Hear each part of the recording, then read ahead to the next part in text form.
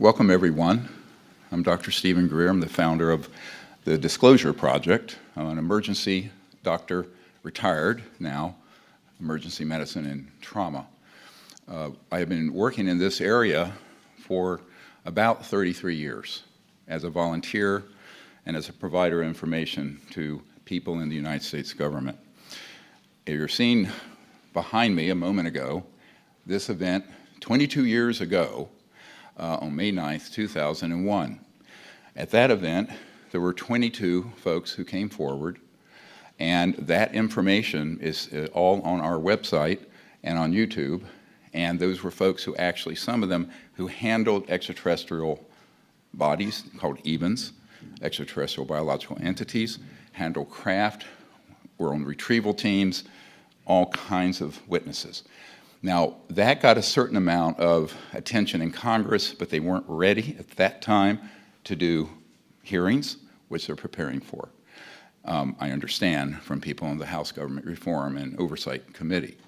And so over the last 16 months, I've been asked to provide as much intelligence as I can to folks who have been working to get to the bottom of this since the Congress passed a law requiring the Director of National Intelligence to come forward with information to the extent that he had it. Now, one of the problems with that process is that, and I discovered this in 1993, in December 13th of that year, when I briefed the director of the CIA at the time, R. James Woolsey, for then President Clinton. He and the president had been waved off and not given information on this subject. That's when, as a young doctor, I realized that this was being run outside appropriate oversight and supervision by the Office of the President and the Congress, and that is just a fact.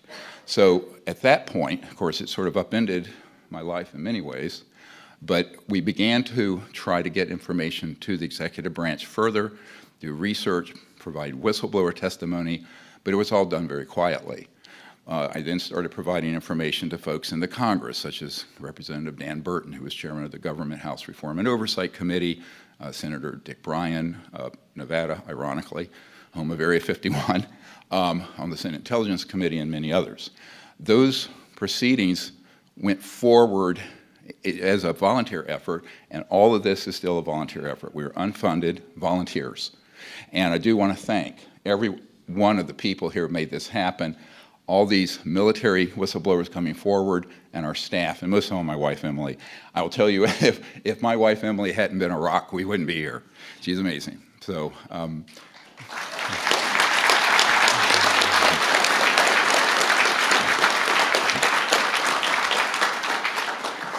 we got married 44 years ago in August, this coming August. So, and we have 4 kids, 12 grandkids. So, ironically, my grandkids are the ages of my daughters when I started this process. So it's beautiful, but like, really? Why is this taking so long? So in my young years, I thought, okay, we'll get this information to the president and key people in the Congress.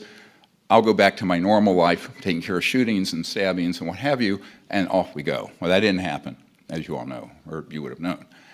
And I think the media has played a very key role recently in covering this, and there are whistleblowers beginning to come out in other settings besides this, and I applaud them, and I think more should do so.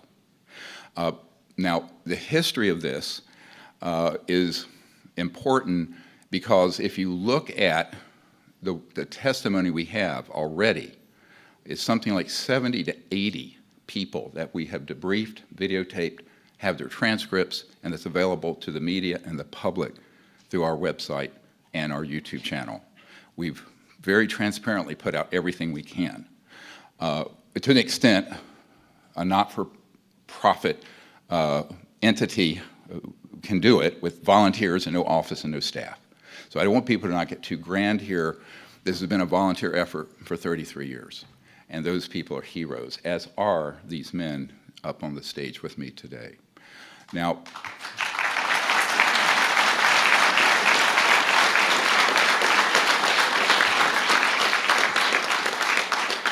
and just a quick trip through some of the previous witnesses. We had Sergeant Clifford Stone.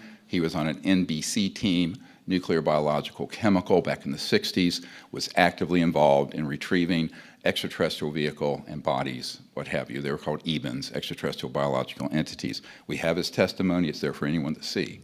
We have people like John Callahan, who was the top accident investigator at the FAA when the Japan Airlines event happened in the 1980s, during the Reagan years, and they tried to cover it up. He took the original FAA tracking tapes. The Disclosure Project have the originals, and you're welcome to see them. Those of you in the media, we can try to get those to you. So all of these sort of testimonies and witnesses have come forward already. But now we're at the stage where there's real utility, because the official law now is that the government has mandated the Pentagon, the intelligence community, to research this and report back to Congress. Now, there's a problem we'll get into in a moment with that whole process, which is important that you understand, and particularly the media understand. But first, I want to tell you what we've handed off this week to the Congress and to the White House and to the Pentagon Aero office, the AARO office that's tasked with investigating this. So we can go through the list of the material in the archive. It has government documents in the tens of thousands from all those countries: United States, Canada, Australia, Russia, Soviet Union, United Kingdom, and others.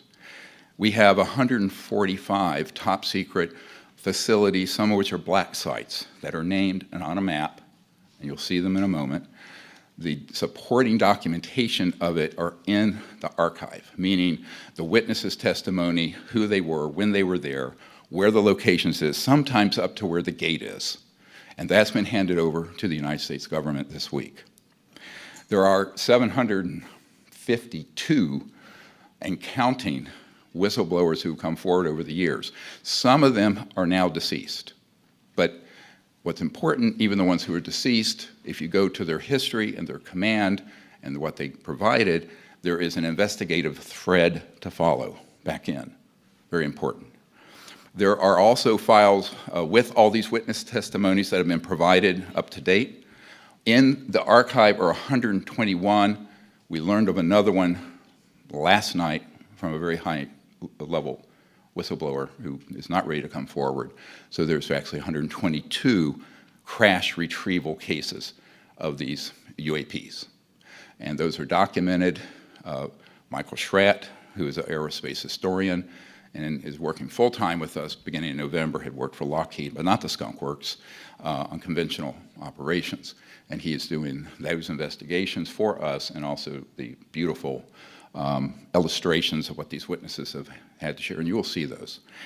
Then we also have the documents that includes names of witnesses. In other words, government documents that are not declassified that we have. Now, we'll get into this in a minute.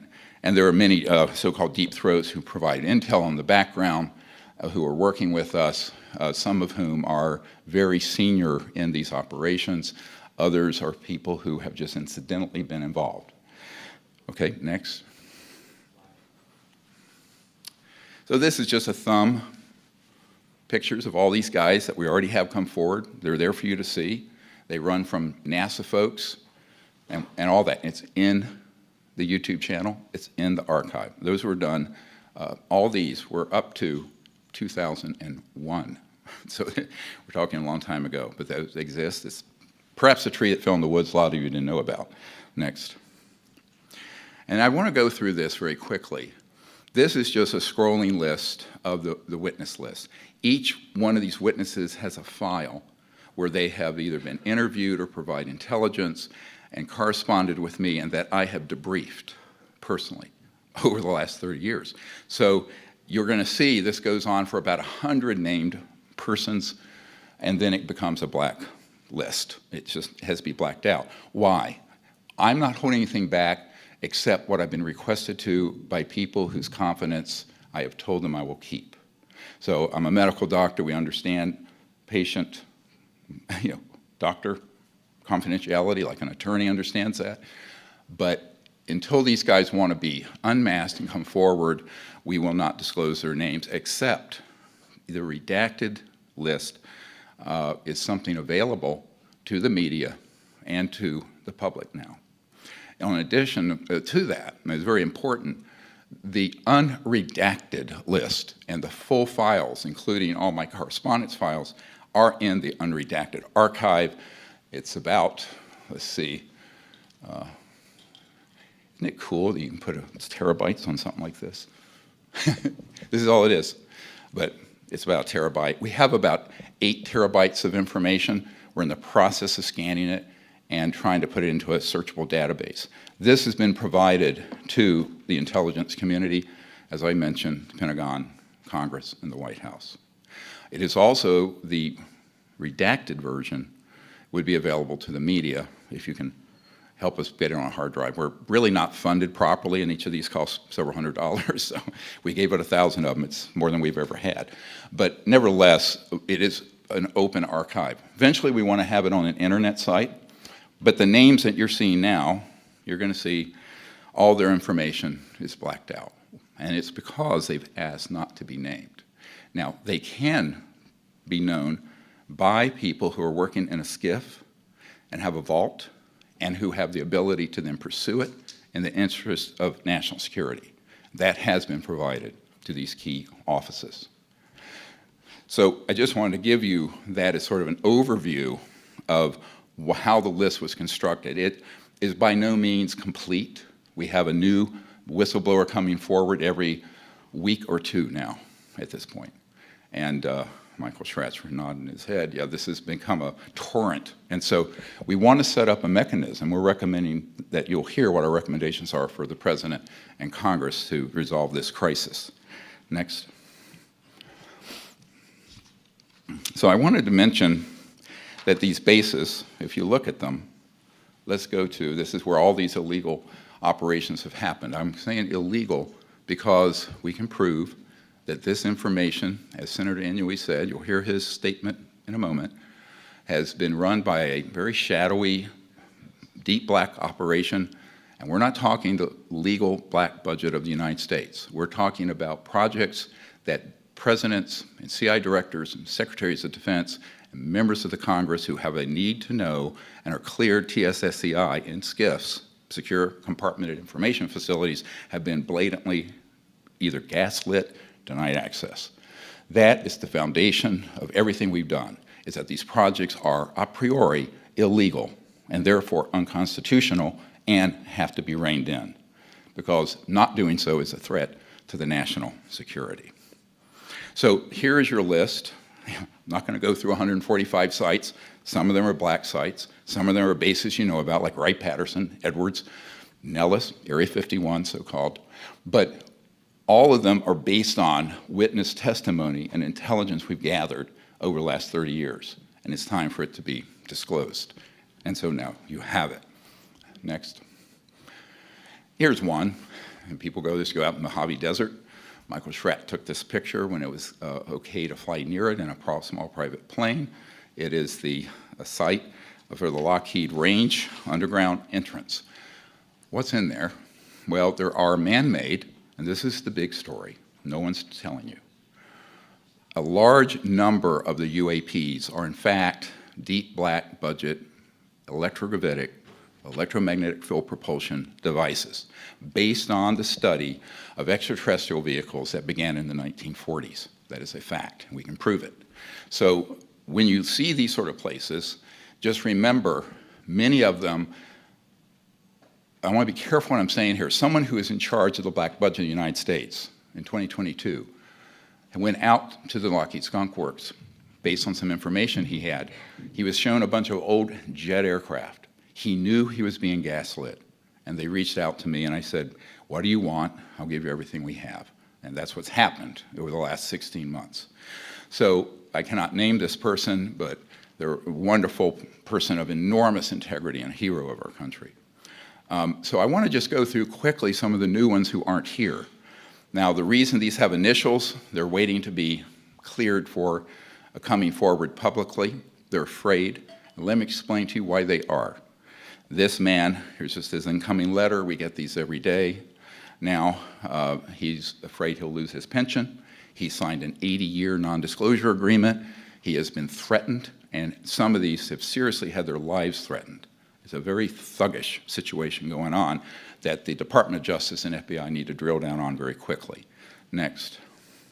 Here's an illustration of one event that he was involved in back when there was a extraterrestrial vehicle that crashed and then ultimately ended up at Lawton, Oklahoma, near Fort Sill. This man has been in a skiff with these objects. These illustrations are based on his direct testimony and hours of discussions since 2016. Here is a small extraterrestrial body, about 39 inches long, that was retrieved in that operation. There were extraterrestrials of various sizes. The last known count I had of different civilizations involved with this, about 60 to 70 in that range, and I think there could be more. Next.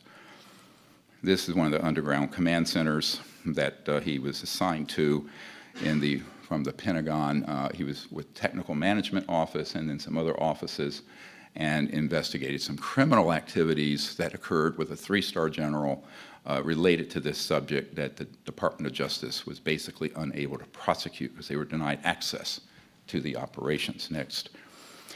Here's one that was also in this another facility. It's an extraterrestrial vehicle. He actually was there very close to it.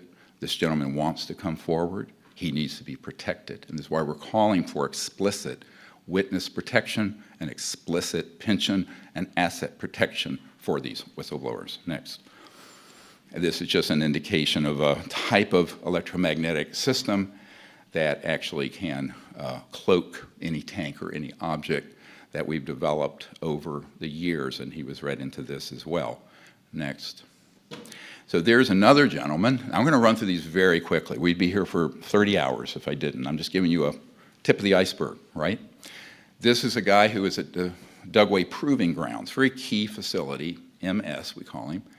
He worked for C. Martin Corporation, a contractor, and he was in a facility that had an extraterrestrial vehicle that was being studied by scientists. He knows the chief scientist involved. He has named that individual to us, and they can all be subpoenaed now.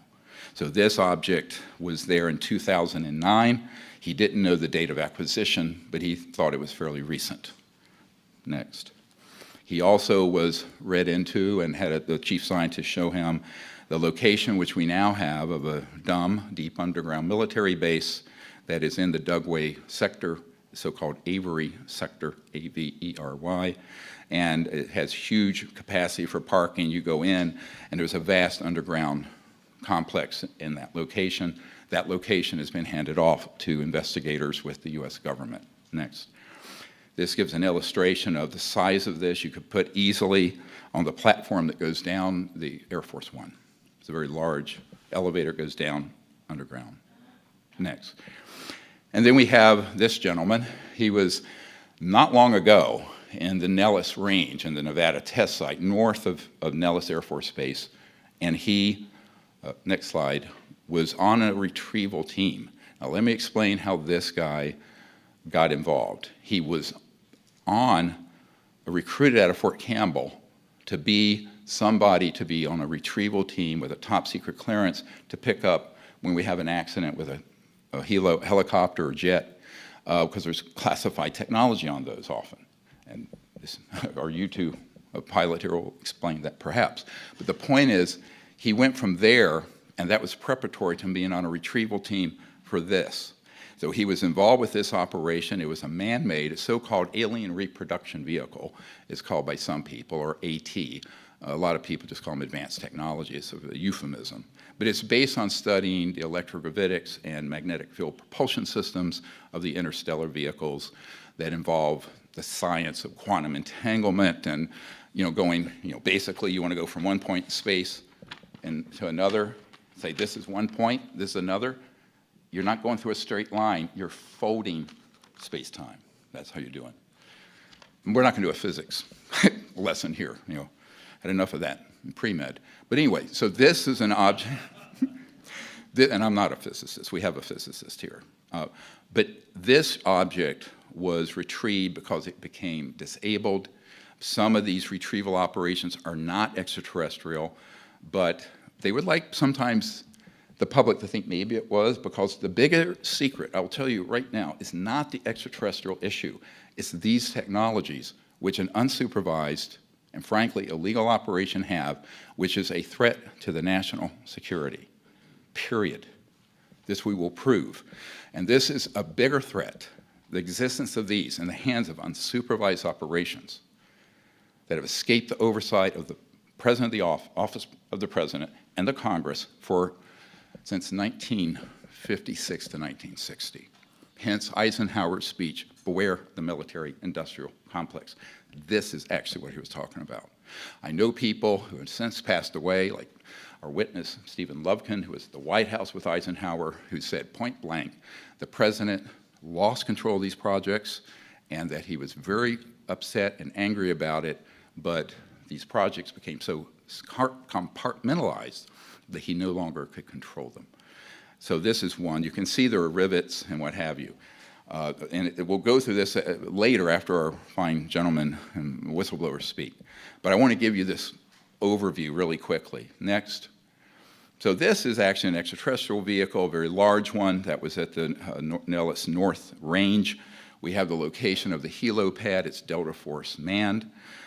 This occurred back in that same era, around 2009, about 65 feet across. It's seamless, but it has sort of a clamshell part of it. There was a ramp that rolled out, like he said, like a roll-up that came out of it. And there was a ARV above it that was headed in lock. It was an electromagnetic lock on this object. I think it was stunned, and that's how it was brought down. This is not infrequent. Not every day, but not infrequent. I said over the last 80 years, at least 122 have come down. So there are helicopters. He was on the team to pick up debris. This one was, of course, intact. It began to pulse and operate and came back to life, as it were. And the entire group that was there basically were put in some kind of a stasis electromagnetically. Sounds like science fiction, teleported back to the helipad instantly. But before that happened, he had this meeting with two of these extraterrestrial biological entities, a male and a female, and this is very accurate, according to the whistleblower who needs to come forward when there's adult protection. They had no pinna, the ears outside, and had no hair, and there was a male and a female, and it was made very clear to him by these beings that they were completely non-hostile. All extraterrestrial civilizations are non-hostile. If they were hostile, the technologies they have would have been made quite clear to us in August of 1945. We'll get to this in a moment. So this, later he had an event when he tried to leave that command where there was a fake, what's called a programmed life form alien. These have been used in what you hear in the fabled lore of abductions and stuff in the UFO lore. This is actually a man-made creature, but it's not living per se. It has a covering that's skin-like. It tried to take him with one of these ARVs in command, and some people camouflaged in the ground near his truck. After he got out of this command, he was disgusted with what was happening. He no longer wanted to be part of that project, but they weren't happy he left. I told him, it's a miracle that you lived to tell this tale. And so what happened is that his pickup truck went into sort of complete lock, motor died because of this man-made UFO, UAP. He opened the door because he saw this creature, which he thought was an alien. It's not. And he hit it, it fell, he kicked it, and it split open this outer, and he saw the integrated circuits and fiber optics and what have you. This man I've dealt with quite a bit. He was ready to come to the aero skiff. He had a nasty encounter with people who threatened him directly. This is recent. And so we have not been able to bring him to the Aero Pentagon briefing. Next. And this is one that came in 2009. We had a witness SL, we call him Coast Guard, and this is his incoming letter to me. redacted information. And then he told us about an event off of Guam where his Coast Guard ship, which is a buoy servicing vehicle out there, was called in on a mutual assist. And he got there, and you'll see on the next picture, there was an extraterrestrial vehicle that we had downed but got lost in the deep waters there in the Marianas Trench. And it had gotten caught and tangled up in, oddly, a fisherman net from Japan, a trawler, big one, big trawler. And so they were called in to retrieve this. He went and did retrieve it. He was part of the crew that most of them went down quarters, but with blacked out windows, he was there above ground, took a very sharp object to try to scratch it, impenetrable, could not scratch it, could not penetrate it. These are very advanced metallurgy, nanomolecular material, interstellar vehicles. Next. So what's going on with this? All of you have seen over the last 4 or 5 years these footage come out and the Pentagon's confirmed are three-dimensional objects with sensors and what have you, the so-called tic-tac and others. Now, I've spoken to one of the pilots who chased these objects. You've seen it on CNN, 60 Minutes, all these places. What hasn't been told when this event happened in the early 2000s is that these objects, which you'll see in a moment, particularly one of them, we have matching top secret witness testimony of them being a man-made object that our jet pilots and military don't know exists. This is dangerous in terms of deconflicting operations. So let's go to the next and play this.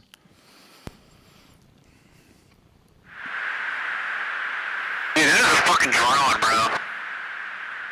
There's a whole fleet of them. Look on the ASA. My gosh. They're all going against the wind. The wind's 120 knots to the west. Look at that thing, dude.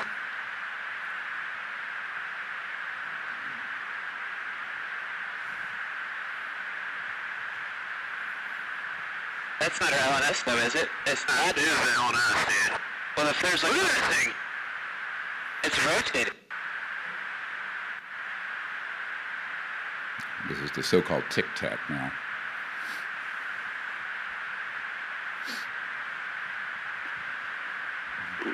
Nickel 6-1 Tango Project. Roger. Now, of course, this has been called an unknown UAP, what have you.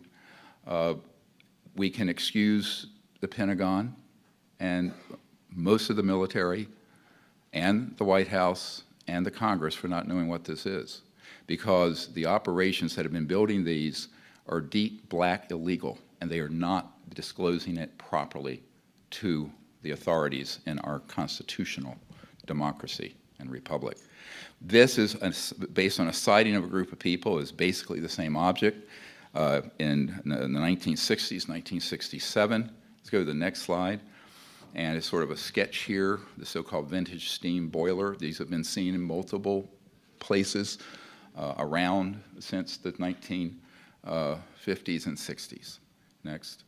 Here's one that's a very good color illustration of it. Notice the probes on it. Extraterrestrial vehicles do not have those. These electrostatic discharge objects. We're not going to get into all the physics of this. Our team understands it, and we're welcome to share that in a longer brief with media folks. And here's the 2004 off the coast of San Diego tic-tac. It's fundamentally the same object. Next. And here it is. We have a top secret whistleblower came forward a few months ago in 1991, so now we're talking quite some time ago, way before the 2004 event, that is offloading off a C-130, one of these UAPs, but it's actually a man-made one, and here you have the color illustration. This man is very afraid to come forward. He was warned not to, and at one point was told he would be, quote, executed. Next. So here's what we need to go through very quickly. It's a lot to unpack. This is not intended to be, we just did a 2-day conference right next door. The media are welcome to get that entire event with all the details for you if you wish to have it or people get it to you. But basically there are two types of these so-called UAPs, and I've said this. Some are extraterrestrial vehicles, ETVs, and some are ATs or ARVs, advanced reproduction vehicles or alien reproduction vehicles. People use different terms. The extraterrestrial groups are absolutely not hostile.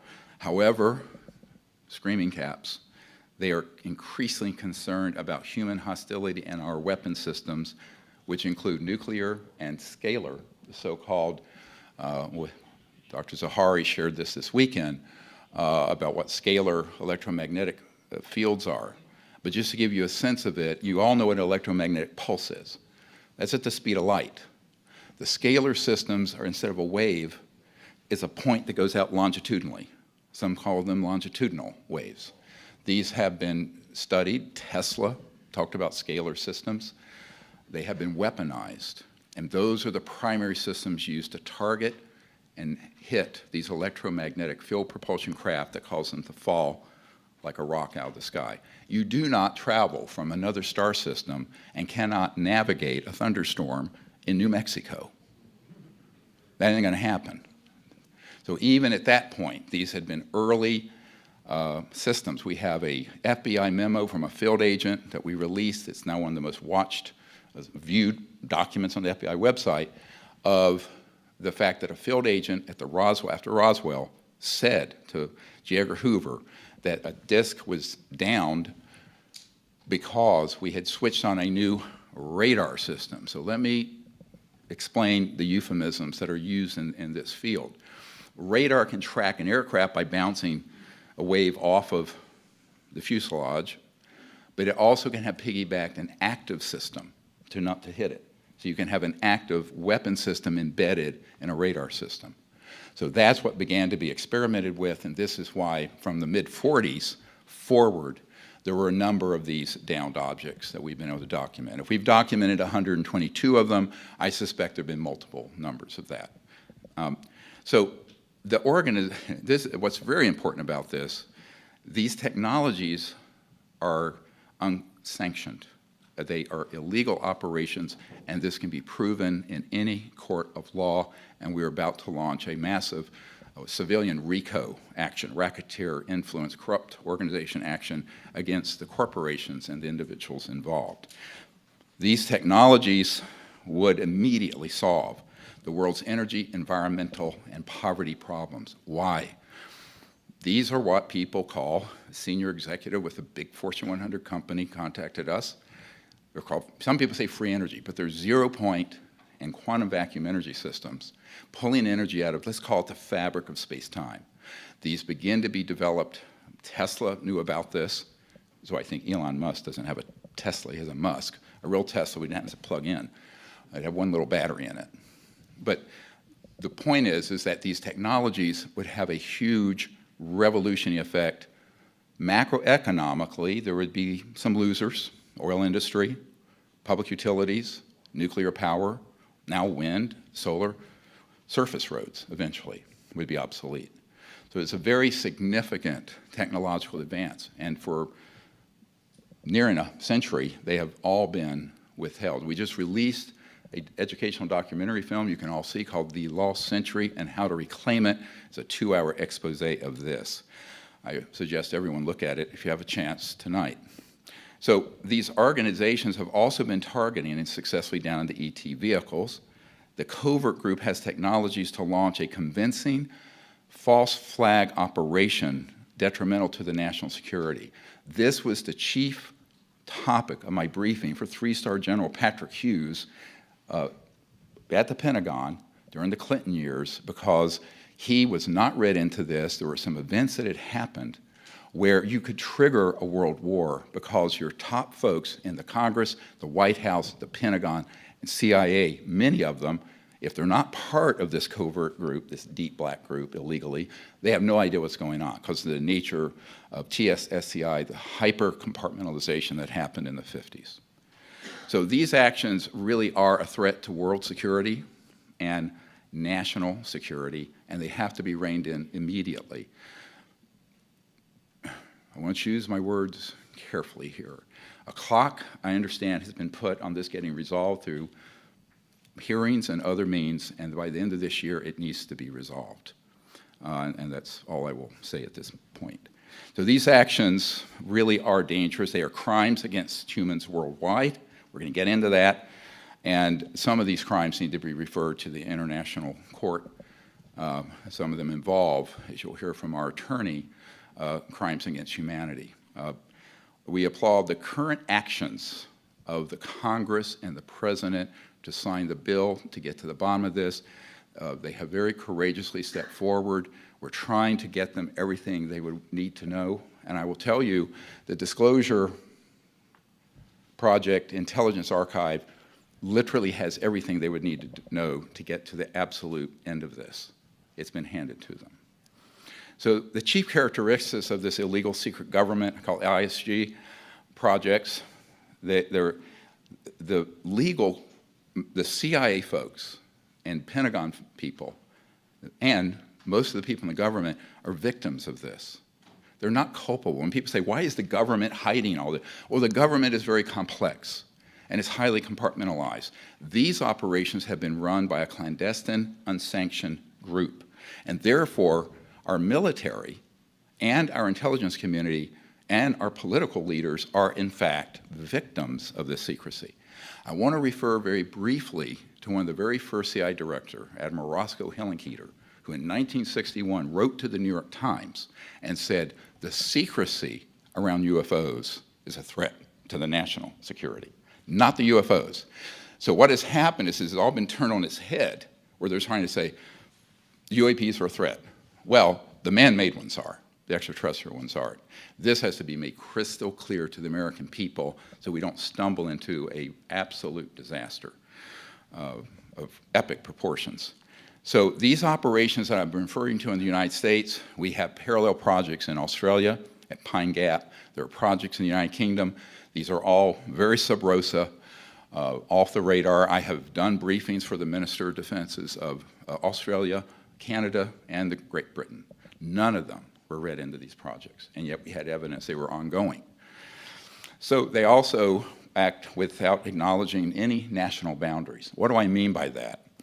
So we have an operational facilities in other countries that we move in and out of with alacrity, without any knowledge or approval of that government. So this is also not good, obviously, and dangerous. But because of the nature of our operations, which can be cloaked, that have these AT or ARV vehicles, they can move off radar, they can go in and out of areas, and we have witnesses who can prove what I just said. Blackmail, bribery, and intimidation is the stock in trade, and it's the operational core of this illegal secret government program.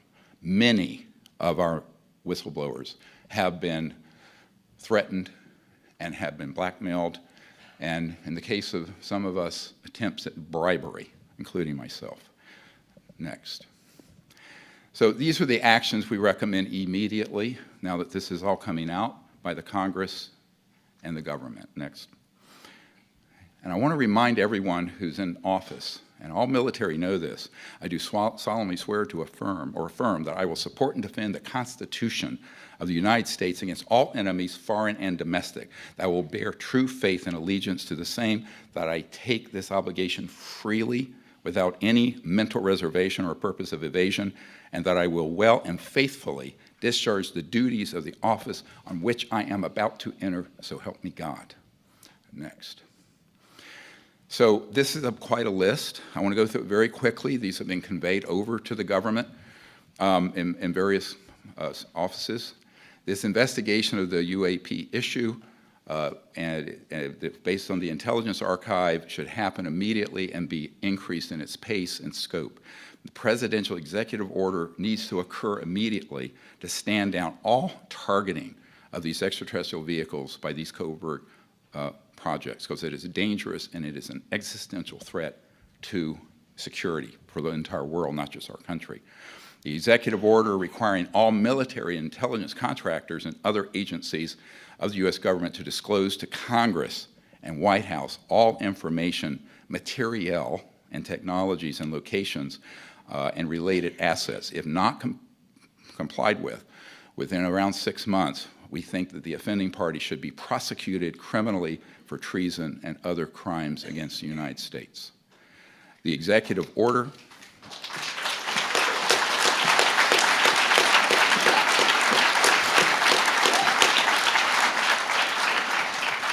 we need an executive order where the State Department and Pentagon coordinate a global diplomatic as opposed to military response to these extraterrestrial civilizations. Should have happened. Barry Goldwater, Senator Goldwater told me it was a, excuse my language, goddamn mistake then and goddamn mistake now that this was ever kept secret like this. He was not allowed in this project. When he tried to get in, General Curtis LeMay told him he could never ask him about it again. We have that whole trail with former Senator Goldwater. So we also need to have an executive order so that the U.S. Patent Office that has seized these zero-point and related technologies under bogus application of the national security laws, and we have a copy of an inventor had one of these happen to him. Those have to be reversed, those patents have to be released, and inventors and scientists around the world that have come across these, look, the laws of the universe are universal, and they've been discovered by folks, they get grabbed, they are either put on a black shelf or they get this national security order slapped on them. Those have to be reversed and those should be released open source to the public.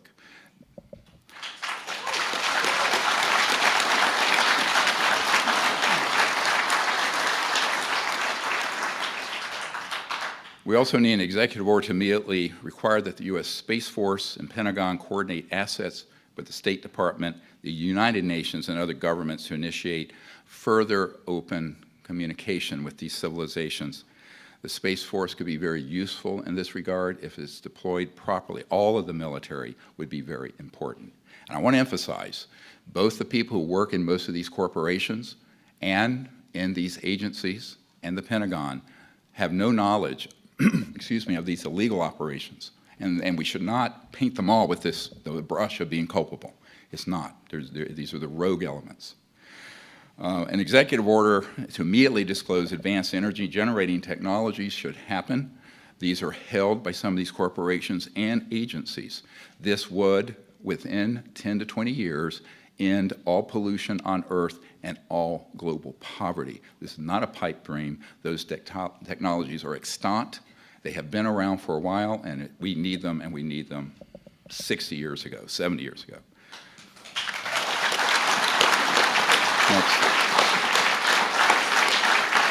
Next. So, you know, these are going to continue, and we don't have time to go through all of these. So the reason I'm going through these is that there's a specific action plan that we have. You can read these. They'll be in the press briefing materials if you need them. And I think it needs to happen very quickly because this is all going to come out, and there needs to be an organized response. Next. The congressional recommendations, Congress should immediately pass a $50 billion research bill to develop and bring forward the safe technologies related to zero-point and quantum vacuum energy systems. We provided 50-some billion for the chip industry. This is way more important. And frankly, it needs to come out very, very soon, given what we're facing with the climate and global poverty issues. That's something that needs to be put on the front burner. It is certainly a more important agenda than the partisan bickering that we see today.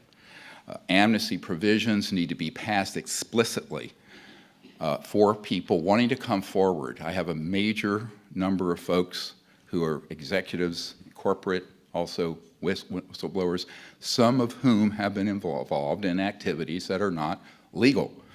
If they come forward, they should have immunity so that this can all be unwound in an orderly and peaceful way. That needs to happen very quickly, and it should be included in a bill this year. The Congress should also convene open hearings on this. I understand from discussions with a member of the House Government Reform and Oversight Committee that this has been discussed by the chairman and the Speaker of the House. I think that should be put on the front burner and move forward very quickly. We will provide all information and have already provided all information they will need. There are, I'm sure, other archives that can be brought to bear, and other whistleblowers are now going to be coming forward, probably several a week at this point. Congress should also pass legislation to explicitly protect the personal safety, like a witness protection program. It is not an exaggeration to say that in the 30-some years I've been dealing with this, I have dealt with multiple people who have been flat out threatened with execution. One of them is sitting here at this table, perhaps more. Next. So this, next slide. One of the things I just want to mention is the Lost Century was crowdfunded, and look at the subtitle, How to Reclaim It. Because there's a century of technological and scientific progress that would greatly benefit all of humanity, not just the United States. We all live on this beautiful sphere floating through space together. It needs to very much come forward. It's 100 years is long enough for secrecy. Next. So I want to introduce someone I've gotten to know. We first met last year. By the way, all of these military guys have been, and corporate folks have been to the Aero Skiff, the Secure Compartment Information Facility. The Disclosure Project has funded all of this for their personal needs and travel. That's why we appreciate your donations and contributions. But Colonel Heckert, he is a retired and very decorated United States Air Force Command pilot. During his extensive career, Colonel Heckert flew over 100 combat reconnaissance missions, including 11 years in high-altitude aircraft developed by the Lockheed Skunk Works. These were not the alien reproduction vehicles, such as the U-2 and the TR-1, and flew alongside the famed SR-71 Blackbird. In the late 70s and early 1980s, Colonel Heckert commanded the nation's largest nuclear monitoring facilities and radiological processing lab, and was responsible for the airborne collection of debris from nuclear explosions worldwide. Later, he was commander of classified operations in the Middle East and subsequently served as a special project director at Wright-Patterson Air Force Base in Ohio, where he was involved with countless classified development operations. Colonel Heckert also spent time working out of Groom Lake, Area 51, where he conducted flight operations and project management, evaluation, and research. Please welcome my friend and hero of our country, Colonel Heckert.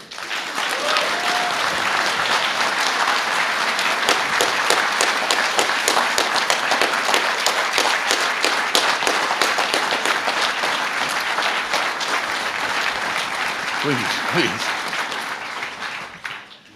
Well, thank you for being here and listening. I need to establish just a couple facts. I've been involved with SCI vaults and code words since 1964, and my last access with the Air Force and other agencies was 1967. For the last 8 months, I've been involved again in SCI discussions, thanks to this gentleman and all of these people sitting next to you and all of those volunteers. The things I want to share are first just a little bit of historical information quickly. You know the name Kelly Johnson. Kelly Johnson and the gentleman, Ben Rich, who succeeded him, I got to know very well. I've got a 1953 UFO report signed by Kelly Johnson and his engineers, and in that same UFO thing, about 4 hours later, it appears over his house. And Dr. Greer has a letter that Kelly Johnson sent to the National Director of Intelligence saying, this is real, this needs to be investigated. I am very fortunate to have been a pilot. I've got over 7,000 hours of time. I currently live in Alaska with my wife, Alice, and a whole bunch of grandchildren, and that's a real blessing. The two documented encounters, and I'm sorry that, do they have that up on the screen, or are they just showing that on? I'll make sure it's available, but these are the two airplanes that I flew that had UFO encounters. The first one was during the latter stages of the Vietnam War.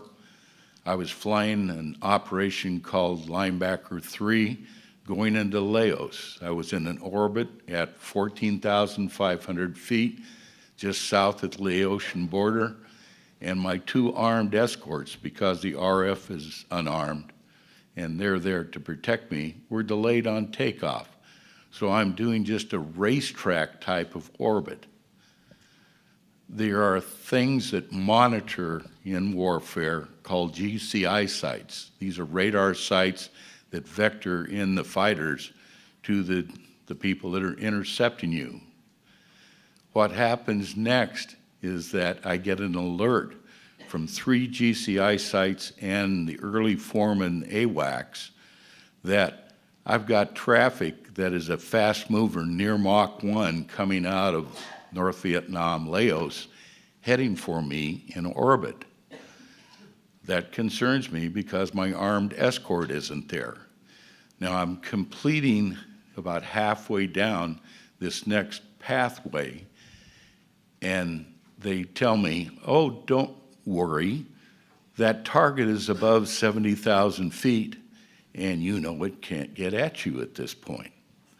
So I'm a little relieved, but then I finally get to see it, and it's on a wavelength of light that I've only seen one other place, and that is in a nuclear pile on an active nuclear power generation, and it's called Teller light. It is very unique, very white, very, very bright. So we look up, and it's an 11 o'clock, and over here off my left shoulder, about 10 o'clock. My backseater is stumbling to make their emergency detection systems and our defensive systems active. We watch this thing, and it's way above there, and I'm a little relieved until all of a sudden, through the mid-term of the orbit, it comes from 70,000 feet down to 12,500 feet in 2 seconds. And now it's tracking off my nose and staying at 5 nautical miles away. That sets off everything in my aircraft. The 3 GCIs and the AWACS are really concerned about me at this point. And as we go on parallel with this thing flying at 5 miles an hour, I'm really concerned. And then they ask me, will you intercept this if you can? Well, the airplane, the RF-4C, is a Mach 2 plus airplane. I've been in flight for a little while, and so I've probably, if I go to afterburner, only have about 15 minutes of fuel left. But I agreed to intercept. The reason I did was I have a new, one-of-the-kind IR infrared sensor, but it's on the bottom of the airplane. So my backseater and I agree, hey, this is important. We can see this. We need to document it. I go to afterburner, and we accelerate very quickly through Mach 1, go up to about Mach 1.2, and I close to within 3 nautical miles of this UFO. And we've got it now on our radar. We've got it pegged. The guy in the back seat can't see it on his display because that sensor's pointing down. So I pitch up, do a supersonic climb up, and he says, we got it, we got it, we got it. That white light at 3 miles goes out of sight within less than 2 seconds. And they say, don't worry about it. It's above 80,000 feet in those 2 seconds. I go back to the home base because I'm out of fuel, land, all that material, all the mission material is confiscated, and I'm told, don't talk about it. Well, what happens next is I'm not happy with that answer because I've seen something very, very real. I call the GCI site on what's called the Audubon or telephone system. I say, hey, I'd like to talk to the senior controller that was on duty, tell him I was a UFO pilot that they were just controlling, And he comes on the phone and says, hey, we're all really excited about this. And then I hear him say, yes, sir. Okay. He says, bye. Click. I couldn't talk to the other two GCI sites, and that goes away, and I never know anything about it until later.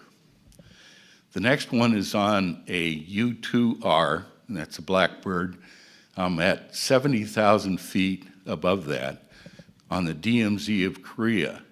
This has been a combo mission, which means I'm taking photo intelligence during the daylight, and I'm doing what is called an ELINT comment mission in a butterfly track 3 miles off the DMZ.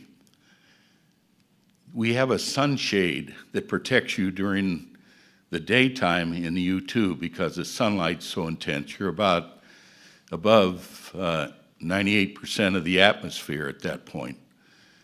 Anyway, I have that slidden back, everything's looking good, and all of a sudden I am blinded by that same frequency light from above. It turns my black airplane white. And the U-2, as the last-ditch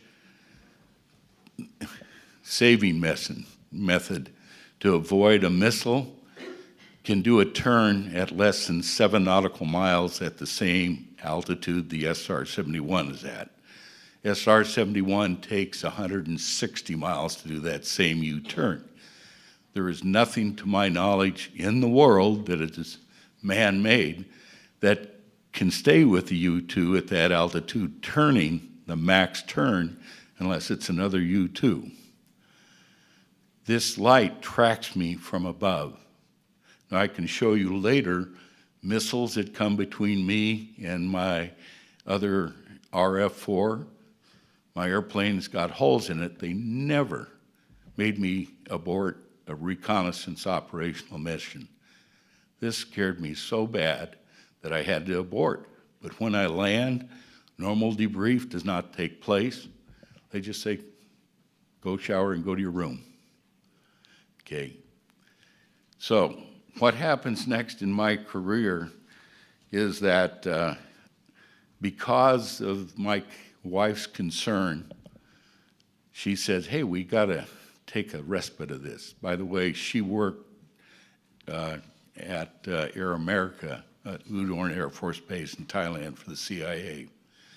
Anyway, she says, we got to get out of this. You know, you're getting a little too tense, and now we have 2 children, and I'm worried. So I take an assignment to what's called AVTAC, and AVTAC was established in its predecessor in 1945 due to the development and the concern of Little Boy and Fat Man, the 2 nuclear bombs. Those are important because we have a detailed history of air sampling, pollution sampling, and it was primary pollution that they were concerned about radiologically from 1945 on. At that point, I'm assigned at a base commander level. I have sites all over, and I'm sorry I can't show you a slide of that, but we're involved in things like the raising of K-129. It's a video that's been put out about 5 years ago that shows my site at Attu detected the breakup of that submarine. That same site at Attu and my seismic site will sense a nuclear underwater, deep underwater test out of South Africa, and that's called the Vela, V-E-L-A incident. And my boss at headquarters is fired over that incident, but 2 years later, because the administration denied that that test ever took place, the Vice Chief of Staff of the Air Force, General Mathis, the Chief Scientist for the White House, and the Secretary of the Interior come to my vault, and they want a briefing on our data and if we really think that that happened. They left believing it really happened, and as a result, South Africa destroys 4 nuclear warheads they had. Israel will never admit that they were part of that joint venture. From there, I go to Europe as one of the first four in the TR1 program, and through just accidental events again, because of the sickness that our intel officer goes through, I'm the only one that has a code word clearance. And so I'm assigned to do his duties while he recovers, and I'm exposed to all of the peacetime aerial reconnaissance data in Europe and Africa. I'm in charge of scheduling those events and trying to get us integrated with the TR1 into the peacetime aerial program in the European theater.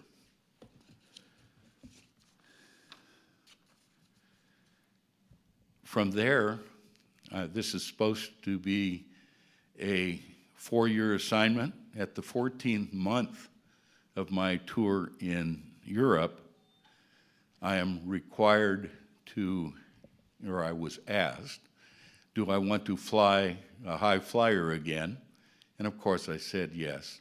They do a process when you go to a classified site called sheep dipping. And so they put fictitious orders in your official files.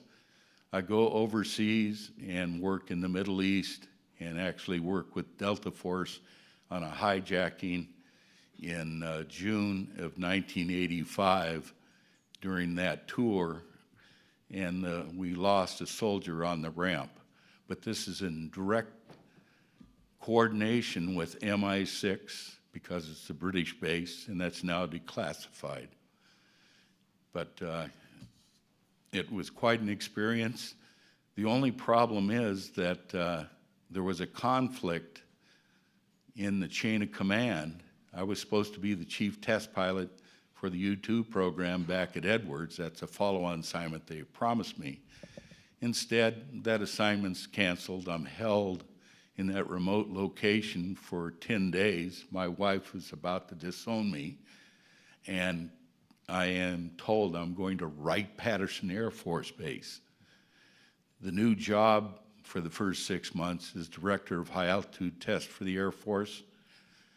The next job, and this is through the end of my career, is the Program Director for the U-2, TR-1, SR-71, and other advanced classified programs. I need to transfer to this and tell you about a recovery that we did called Project Morning Light. It is a reconnaissance satellite that comes down, and eventually parts of it end up in Grave Slate Lake, and there's radioactivity that's cleaned up from that. That also involves a U-2, or pardon me, a UFO.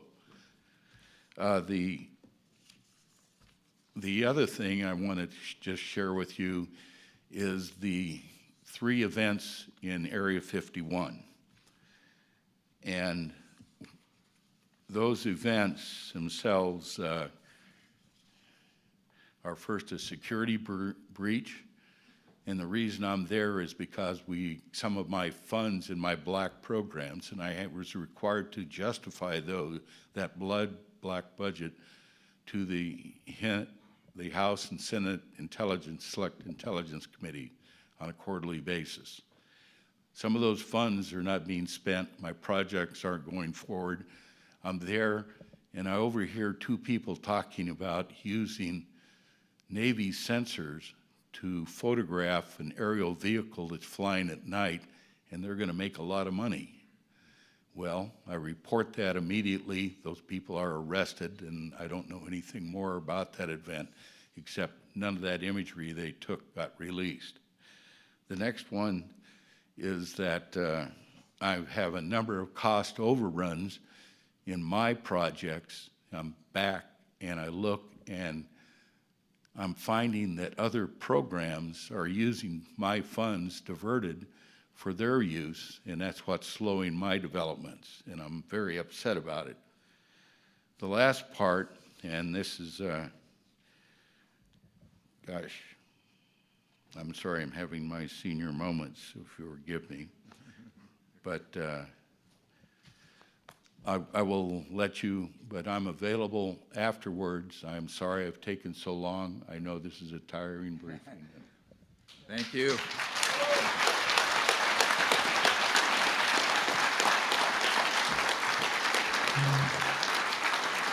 A real hero.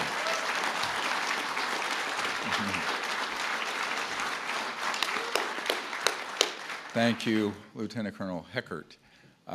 There's a lot more. I said each of these witnesses have stories to unpack from, for example, Area 51 and what have you. It would take hours, but I want to give you a sense that this is really the tip of the iceberg. These represent 0.5% of the Disclosure Project witness list. So the next gentleman I'd like to introduce has become a figure of great support for us. He's a Marine who in 2009 in Indonesia had a direct encounter with one of the man-made operations, and he is Michael Herrera. He has very courageously come forward. The first time he contacted me, because I know of these sort of operations that he came across on his mission, I told him that every single person I knew who knew about what he had seen had not lived to tell this story. He is enormously courageous. Thank you, and welcome to Michael Herrera.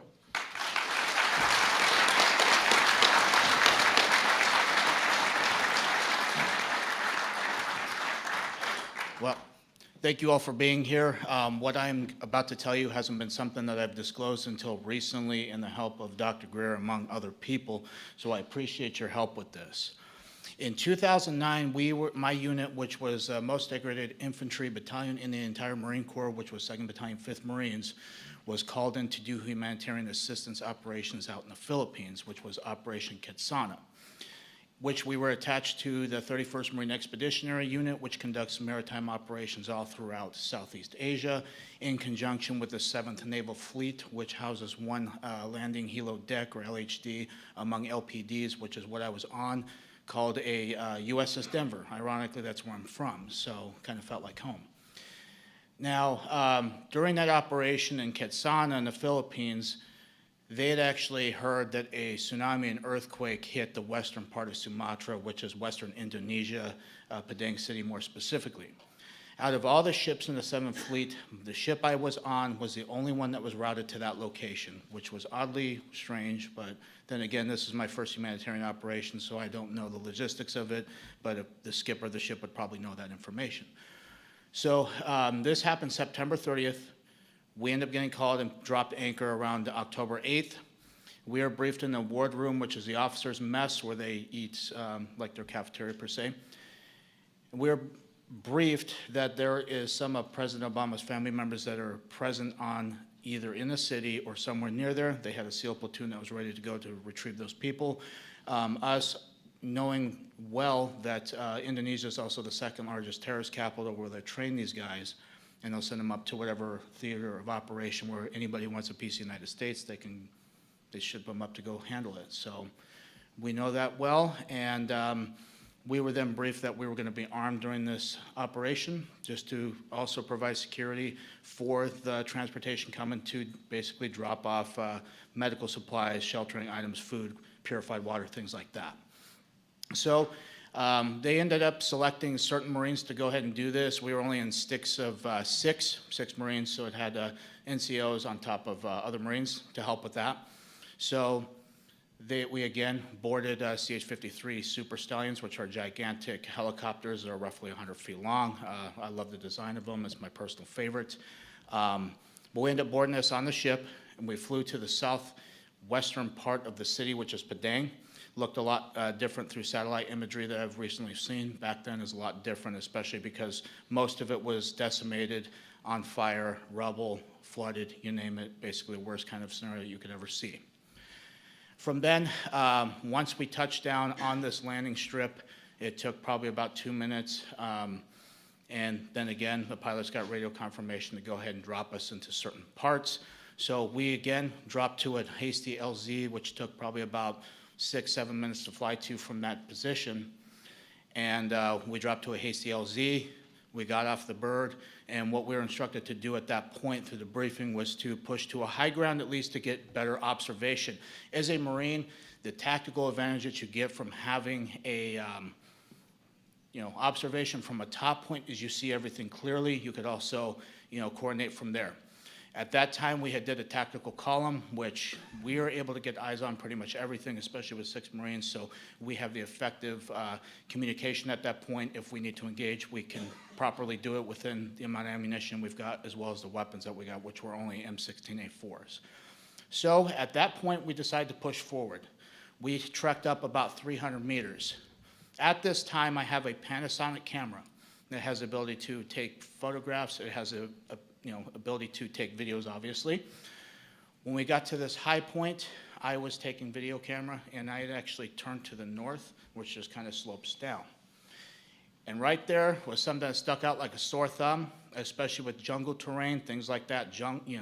Vegetation, very green stuff, was something that stuck out so well. It's always going to be basically imprisoned in my mind for the rest of my life, and it has been for 14 years, was something that was rotating, and it was transitioning between colors like a light matte gray as well as a dark matte black. So in between, that's what it kept, and it was very smooth.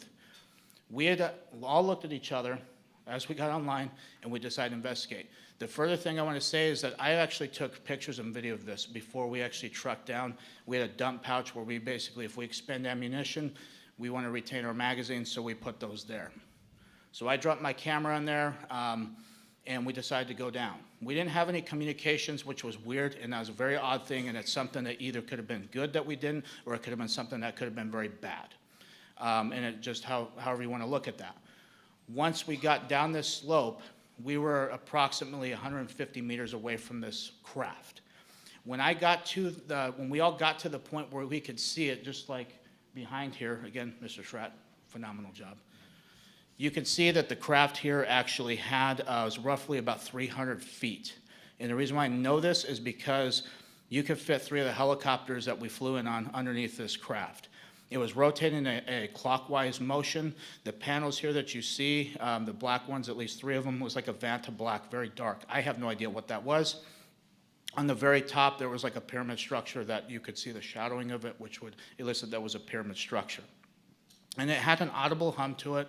Kind of like a guitar amp if you were to unplug that, or like a transformer. It's very audible. If I was to hear that sound again, I could tell you, okay, it's probably this thing or something similar to that. It's very distinct. And the way that it was floating, which was about 10, 15, 20 feet off the ground, it was kind of a very eerie thing to see because I've never seen anything like that in my life. When we got up to that point, we were then intercepted by a team of soldiers or rogue military force, if you will. The most concerning thing about this is they all had American dialects. They had American gear. They had OTVs, black. They had black camouflage. They had very similar setups to what we had, but more high speed, something what you would see special operation groups these days have. They had no insignias on. They had no ranks. They had nothing that would signify who they were. They had black ball caps. They had M4A4s that were equipped with ACOGs, which was a step up from what we were currently issued, as well as PEC-16 IR illumination devices that you use for night vision and night patrols, things like that. So we were engaged.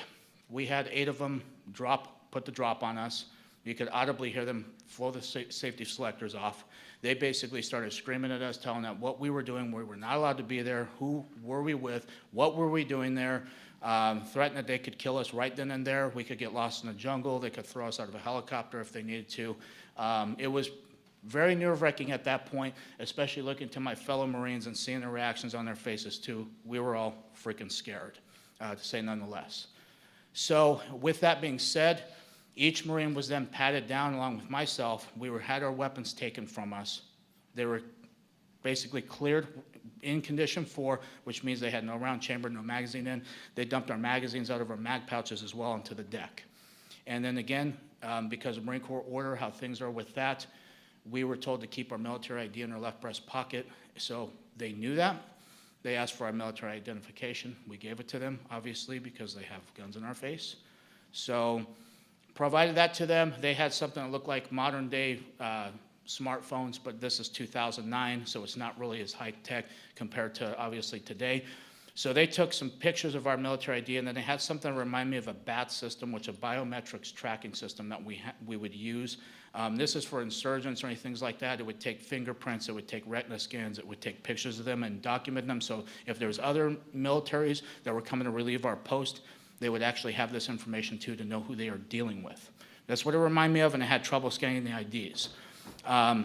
As this is going on, we're going back between these guys as well as what's going on in the background. At that time, there was 4 of these trucks, which were F-350s. They were up-armored. They were pretty beefy. They had weapon cases that I've seen before because of something that we've actually loaded weapons into. They had 2 of them that were in the back of each truck. They also had these containers that was illustrated right here, which come to find out through recent revelations from yesterday from somebody who came forward to Dr. Greer. I don't know who they are, but what they had told him and what he has told me is that this gentleman knows exactly what these were used for because they had like a cylinder on the front, which is either for oxygen or what I hypothesized was for vacuum sealing, which lead me to suspect that they were smuggling narcotics or drugs. Come to find out it's more disturbing than that. This gentleman has first-hand account with this and says that it was for people. It's very disheartening, especially because that part of the world have already gotten ravaged, and it's something that is very hard to see right now because of what I've witnessed, and it's very disheartening. And this is why I'm up here. So they loaded these onto this platform that you can see right there, and as I got up there, like I said, I was going back and forth. These guys are still searching our stuff. They're still, pointing their weapons at us. And after the last 2 trucks that I saw that actually got onto that platform unloaded, they had 4 guys in each truck that would unload everything. However they did it, I can't tell you because, again, I was focused on this as well. And these trucks drove off. As that happened, this platform actually rose up off the ground itself. The top part of the craft actually met it down in the middle like this, and it formed into one solid piece. It floated right above the tree line. As soon as it was able to break that tree line, it actually had on the corners of each of these, which was an octagonal shape craft, by the way, on each corner it emanated a light. It was either red, yellow, green, or blue. Only those 4 colors I can distinctly remember. It didn't make any additional high-pitched sounds when it rose up. Once it got past that tree line, it shot over to the left, basically where the ocean was, at so fast, I would estimate probably 3,000, 4,000, 5,000 miles an hour instantaneous like that. There was no rotor wash, no exhaust that would disturb the trees, vegetation. The coconuts that were on these trees were not even touched. It produced no sonic boom. This thing was so fast. So as that happened, they basically had told us to turn around. As we turned around, kind of a couple things that went through my head at that point was that we're done. They actually started loading our magazines into our back into our vest in a way that would be hard to get them to put them into a weapon and to actually, charge the weapon and actually put it around in a chamber. So they put those in. They actually slung our M16s on their back for us, but when they did it, the Marine Corps not really issued the best gear, especially at that time. So the slings back then were, I would say, subpar quality, cut my neck pretty good, and they kind of went in that motion and made sure they were secured so we couldn't really get them as easy. And they escorted us back up this slope. And they told us we were not allowed to look back. 2, that we were not able to talk about this. They were actually, 2 of the guys were actually talking about either, hey, should we smoke these guys right now? That's what they kept saying. It was kind of feeding more into the fear at that point because, again, I don't know who these guys are. I know they had American gear. They had American sidearms as well. If these guys have actually taken an oath like we have, and then why they're going against people like us and even willing to kill servicemen who just even stumbled onto this, it just blows my mind, and it's very sick. So as we broke atop this hill, we decided to book it. And we ran back to the LZ. There was a gunnery sergeant that was attached to the ship. I don't know this gentleman personally, but I know he's very unhappy with seeing us because we had actually had our weapons slung. We were not combat effective at that point if we needed to be. He asked specifically why we were. We didn't tell him exactly why. We just came up with an excuse. And then we waited for the next CH-53 to approach, and we got on board, flew back to the ship. We turned our weapons in back to the armory. We took our gear off back in our berthing, and we went upstairs to be debriefed by an admiral that I've never seen before, and it was kind of somebody who was out of place. I don't know if he has any kind of relevance to this at all, but if that's the case, if he does, I hope he comes forward with that information. It would be very helpful. So as we're going to go ahead and fast track to a couple days later, which we end up in Subic Bay, which is like the party town in the Philippines. So we had 3 days there of liberty. The first night I come back, because we had to report back to the ship each night, we were not allowed to stay out in town.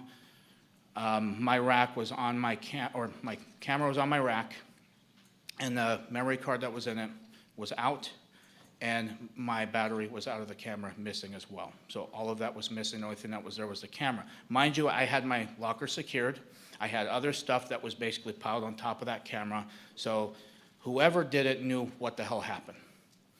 So after that, the other thing that was also notable with that was each of the Marines that were with me also had their cell phones taken that they brought. Even though they didn't bring them on the mission, all their stuff was missing. The other stuff, the other people in the actual platoon never had their stuff touched. It was only us 6 that were affected. So fast tracking back when we returned back to Okinawa, one day I had got a call from the duty that was in the barracks. Each barracks has like a duty of Marines that are, making sure there's still order, things like that. He had been told that I needed to go up to the CP, so he informed me, so I had hightailed it up there. And oddly enough, there was nobody in the building, except for one gentleman who was wearing Air Force dress blues that was missing a name tag, which I understand in Air Force policy or regulations that they were supposed to wear a name tag, and he did not have that. I gave him the proper greeting of the day, gave him the salute. He had pulled me into an office, and he had said, "You are not allowed to tell anybody in your chain of command. I don't care if it's a general. I don't care if it's anybody. You are not allowed to talk about what happened. You can go to prison for this, or you could be killed." So he slid over a non-disclosure agreement, and it had 2 things that I can recall to this day as I quickly skimmed through it, because again, I had thought we were going to forget about this whole mess. And one was said TSSCI, and the other said Indonesia. There's only 2 things I can recall out of that. So I was forced to sign that. I signed it, and I had got the hell out of there as quick as I could. Before I did that, I tried to ask him who he was, and he would not tell me who he was. So I hightailed it back, and I have not spoken about it ever since I was able to recently, because what the law passed. But that is my account for you guys. This is also an urging for anybody in Washington, D.C. who's a political figure. Please get this under control, because there are people who are either being hurt or killed by this, and it's something that needs to be addressed. Please.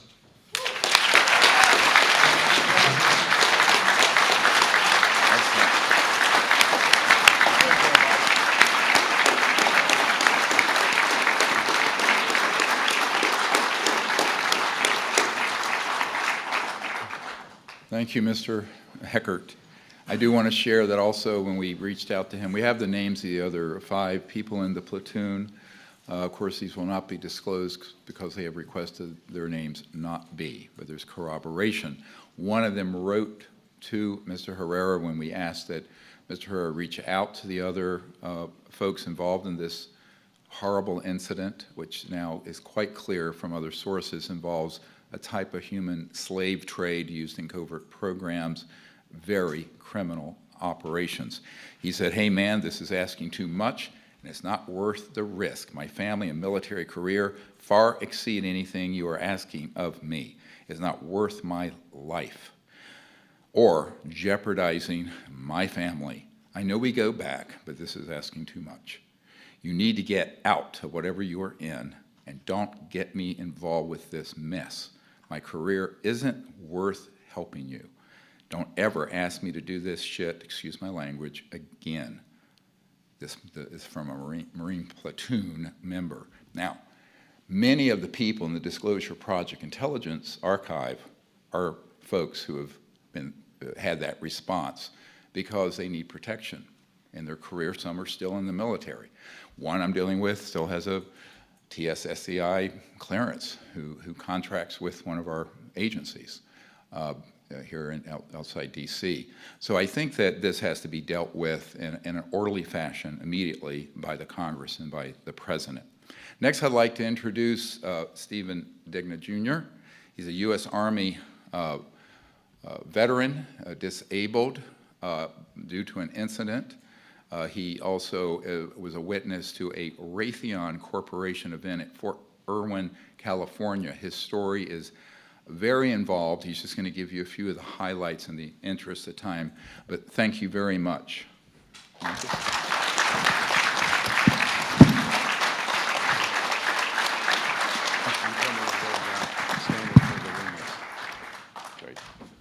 Good afternoon, everyone. I'm going to look down and read this. I have a brain injury, so it gives me problems. So I apologize.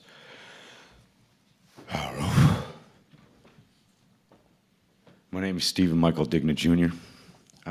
Doctor, I'm sorry. These are slipping my hands here. That's okay. My name is Stephen Michael Digna Jr. The following testimony is true and accurate as it can be at this time, to the best of my ability, and I am prepared to swear this testimony under oath before the Senate and Congress. I'm a former sergeant in the United States Army. I began active duty service in 1999, and I served until 2002.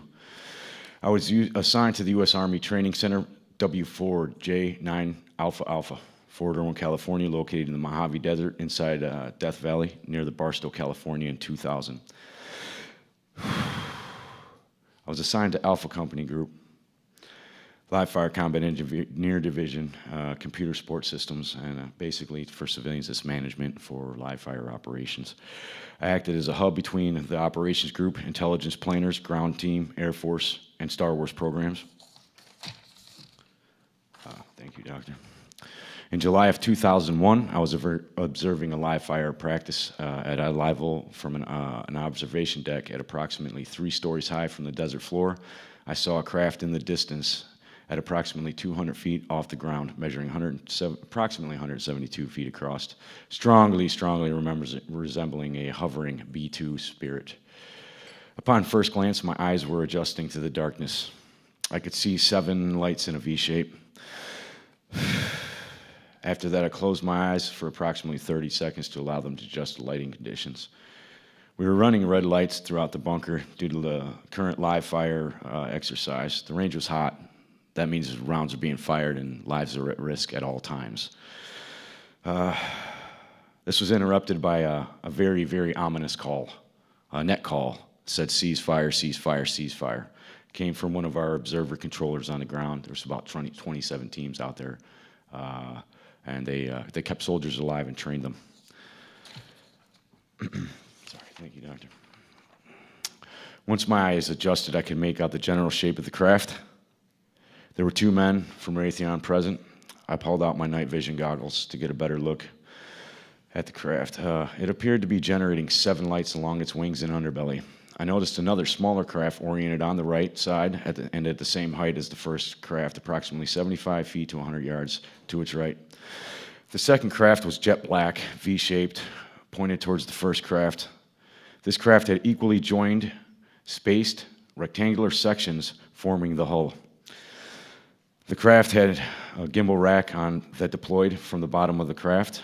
Approximately 5 to 6 holographic lights, holographic emitting lights were pointed directly at the first craft.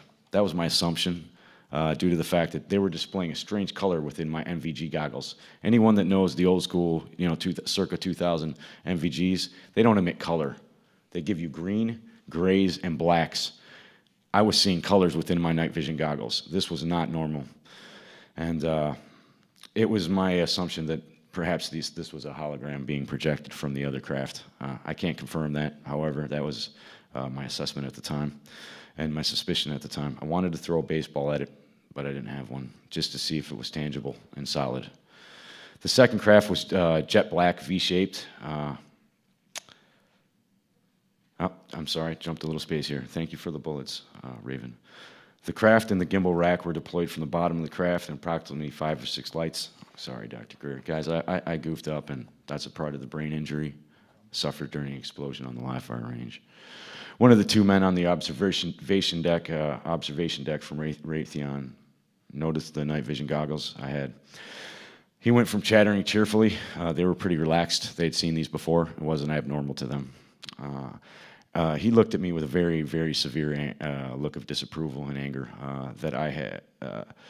At that point, they both went calmly inside, probably a little bit angry, and it felt as though I had crossed the line. I took another look with my night vision goggles. The reason this event was not reported was due to the fact that it was not unidentified. I'm going to repeat this very clearly to the cameras. This craft was not unidentified. This was on our birds, and to the observer controller that called that out on the range, I'm not going to put his call sign out. Roger up, eyes on, hands on confirmation. That's our bird, but she doesn't need wind to get lift. She was hovering stationary. This was, I'm going to interject here. Sorry, guys. This was very dangerous. This craft showed up unscheduled. I got no notification. My job was to maintain command and control and to be the hub and top observer controller for the Tactical Operation Command Center for live fire desert warfare. That's the largest live fire warfare center for desert warfare on the planet and in history. So any moving objects that are on that desert floor or in those skies are supposed to be coordinated between myself and another group that I directly worked with the civilian personnel through Raytheon and the United States Air Force. So to get back to the statements here, the reason the event was skip. All right, well, this is going to jump in a little. I was the fastest promoted soldier in 25 years on the post. And I was the youngest #1 control seat holder at Fort Irwin NTC facility in history that held the title, the Voice of the Desert. When I cued my mic at my FM base station, it shut down all radios, and I could shut down the range for safety reasons or for medevac calls, safety reports, weather reports, and any other thing that was commanded by me, by my superiors. I skipped over that, but I filled it in good. Approximately 5 to 7 days later, sorry guys, this is personal. This affected the rest of my marriage, my life, and my relationship with my child.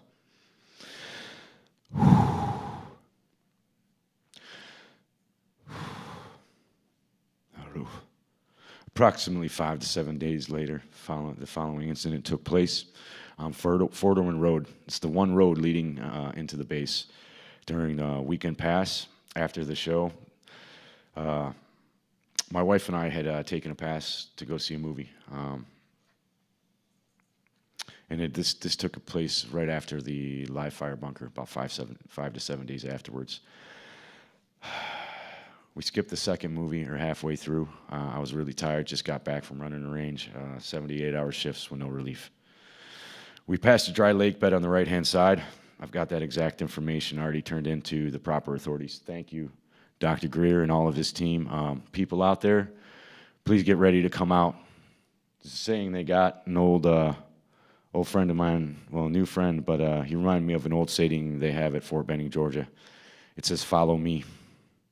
There's another saying we have at the Signal Corps Academy. It's on the badge. It says, "Pro Patria Vigilantes," or Vigilis. That means watchful of the nation. And then there's another group of men that I served with, and I tried to keep them alive every day to the best of my ability. Same guys that blew me up. And I still love them today, and I ask for amnesty for all of the information I'm going to say from here on in. These boys are on the ground, on the hottest spots in the planet, along with these other soldiers, and they're dying out there. They're out there killing people under false pretenses. I've also turned information in that may be able to prove that to the proper authorities, thanks to Dr. Greer and his team. His team so far has been accommodating, polite, honest, respectful, and this man is my new general. He leads the way. So rally up, rally on me. This man is the way. He speaks the truth. He is sound. Apologize, Dr. Greer. I've been waiting to say that for a long time. I thought they would laugh at me and look at me like I'm a lunatic. However, I brought my data. I brought the information. They stripped my information, said I had a driver's badge and a service ribbon. I had 2 accommodation medals, and I had total 7 certificates. They put me in for an ARCOM, which is the highest award you can get for a non-deployable base. I'm a non-combatant, but I'm as close as you can get to being one. Those boys out there, we receive KIT reports every day. That means killed in training. Had I been in a real tactical operation command center or bunker on the range, like the one that just got hit in Ukraine, then I'd be sending men out to die every day. Those guys hated the voice of the desert because we gave them commands to send their troops into danger and to death, even if we knew that they were just the decoys for the real mission. So I'm going to have to jump back to this. I apologize, Raven and everyone, for going off track, but that had to be said. Back to the story in hand. This isn't a story. It's my story. This is a real story. And don't forget that. This is real. This can't be made up. And I can give you the exact locations. I can drive Dr. Greer and all of the command, Congress, everyone there to the bunker. So we passed a dry lake bed on the right-hand side. My driver's side mirror reflected a powerful white light into my eyes. I saw a bright white light pop up out of the canyon that I had just come from. I looked over my left shoulder and saw a zipping light that zipped through the curves in that bend, mimicking my exact track and exactly the speed that I had had.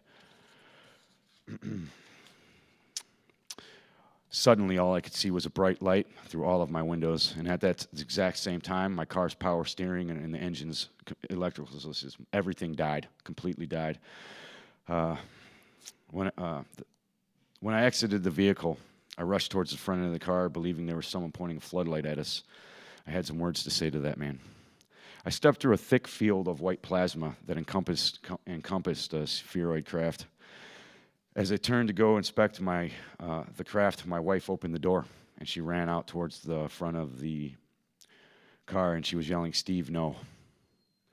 She was instantaneously locked in place in a bright white field of plasma. As I looked at her, I thought to myself, it's okay, she's in stasis lock. That plasma enveloped her body with about 6 inches. I heard a female voice calmly state, it felt like it was in my head. It said, she is in stasis lock. It was a confirmation. Thank you, Dr. Greer. Relieved that she was safe, I started approaching the craft for further inspection. The craft and the car were nose to nose at a 90-degree formation. If you looked at it from a bird's eye view, it would be in an L shape, nose to nose. The craft was, there was a plasma field emitting approximately 12 inches off of the craft inside this white plasma field. The craft seemed about approximately 23 feet long. I stepped forward with my left hand extended and slightly reaching out to it. The craft responded to my movement.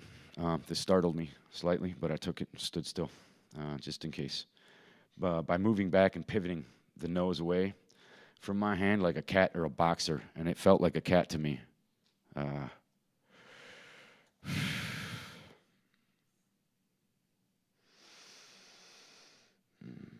Okay, sorry, lost my place. The exterior looked like polished black onyx. As I approached the craft, I noticed ambient temperature, not hot or cold. I kind of leaned down and touched the craft, and as I swiped my hand up the craft's starboard side, also towards the front of the craft, it was as smooth as glass. However, when I drew my hand back towards me, it felt like shark skin or a cat's tongue. That was followed by a reaction.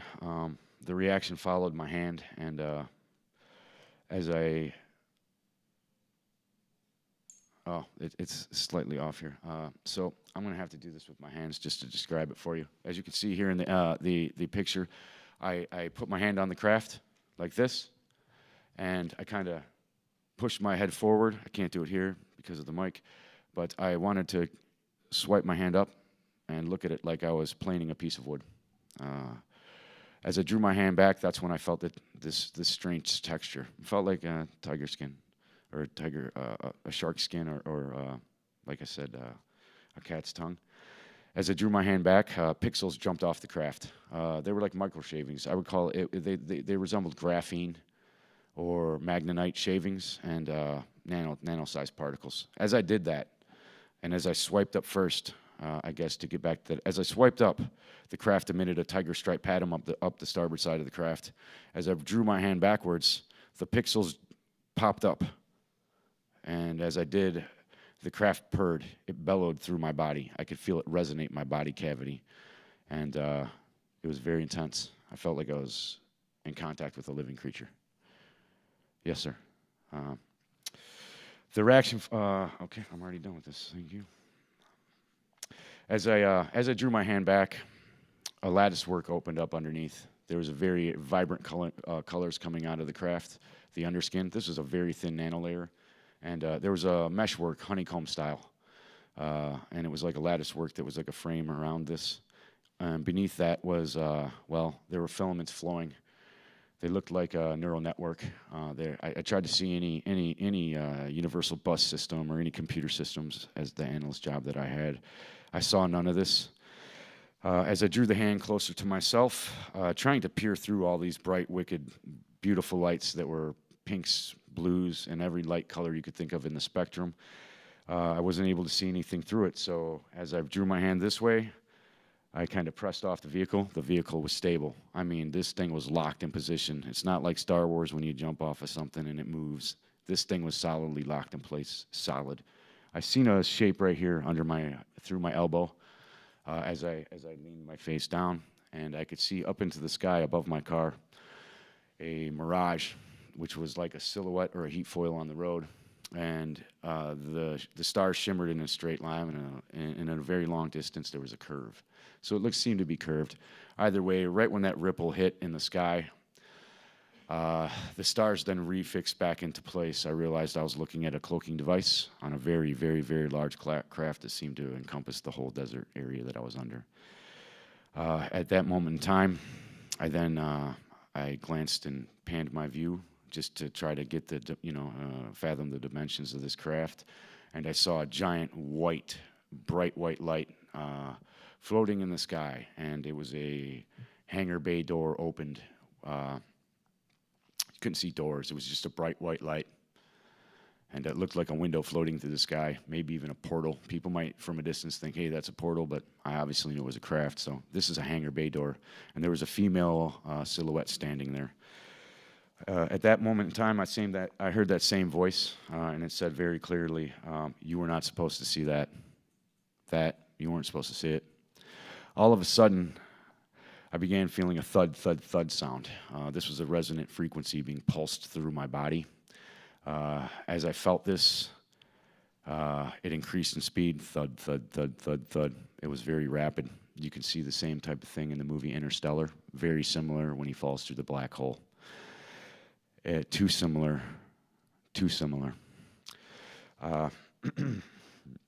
As this thud resonated in my body, I felt my molecular or my cells, maybe the quantum level of my body, feel like it was being resonated. I felt like maybe I'm going to be microwaved or something to that nature. Either way, I seen some bands coming through.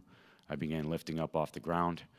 My vehicle began lifting with me also. As this happened, my body tipped back, and I could see the underbelly of the craft. You're going to see that design right in front of you. The rectangular shape right in the center there looked like a docking socket for an electrical port. If you're going to take a big male end, this would be the female receiving end for an electrical charger. To skip through that, there were some there's some highlighted parts here, and as you can read them there, I'm going to let you read that for yourself, just for time's sake. However, as this happened, instantaneously, I cued in, and I was flat on my back, and I was staring up at the ceiling, and my vision cued into a very, very bright white light.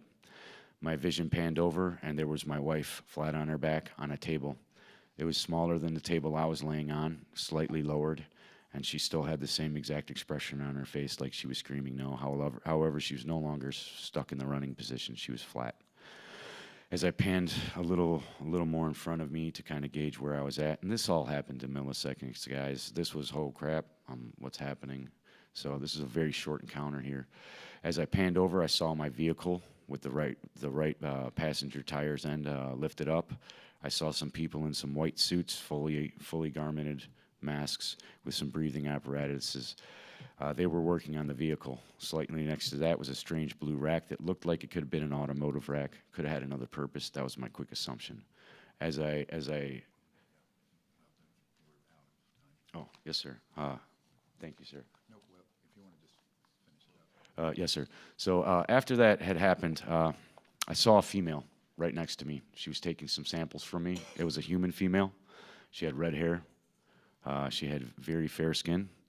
And after that moment, I also, as I panned over, I could see the window and the desert behind me. I realized we were not in space. I could see the desert floor. I could see the exact two rock formations and one far off in the distance. So this is pinpointed by GPS coordinates. So after that, I panned a little more over, and as I seen this open up and the bay door behind her open, or maybe just transparent, and I could see out. I also seen that craft right here docked in the ship. And that came through me after trying to get these schematics down on paper while talking to Michael Scratch. So thank you, sir. This man went through PTSD with me. So thank you, Doctor. You're awesome. I know you're great.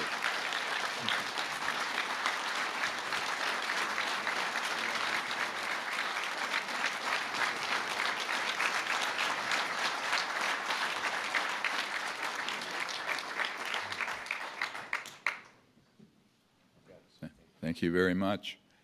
There are obviously a great deal more to all these accounts. I'm sorry to have to cut that short, but we're sort of at the past our time we were going to wrap it up.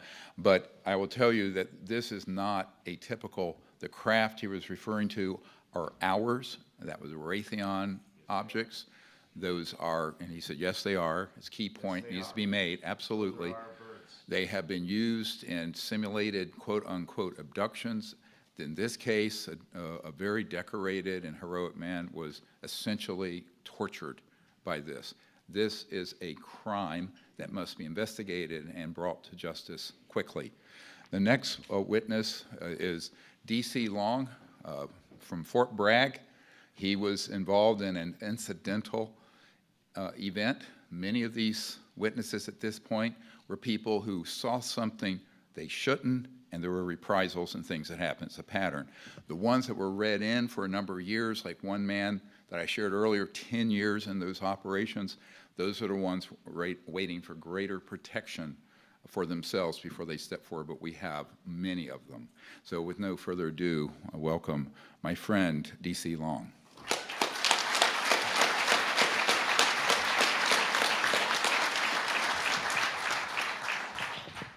I promise mine's going to be much quicker than some of these other guys, and this is the way I talk.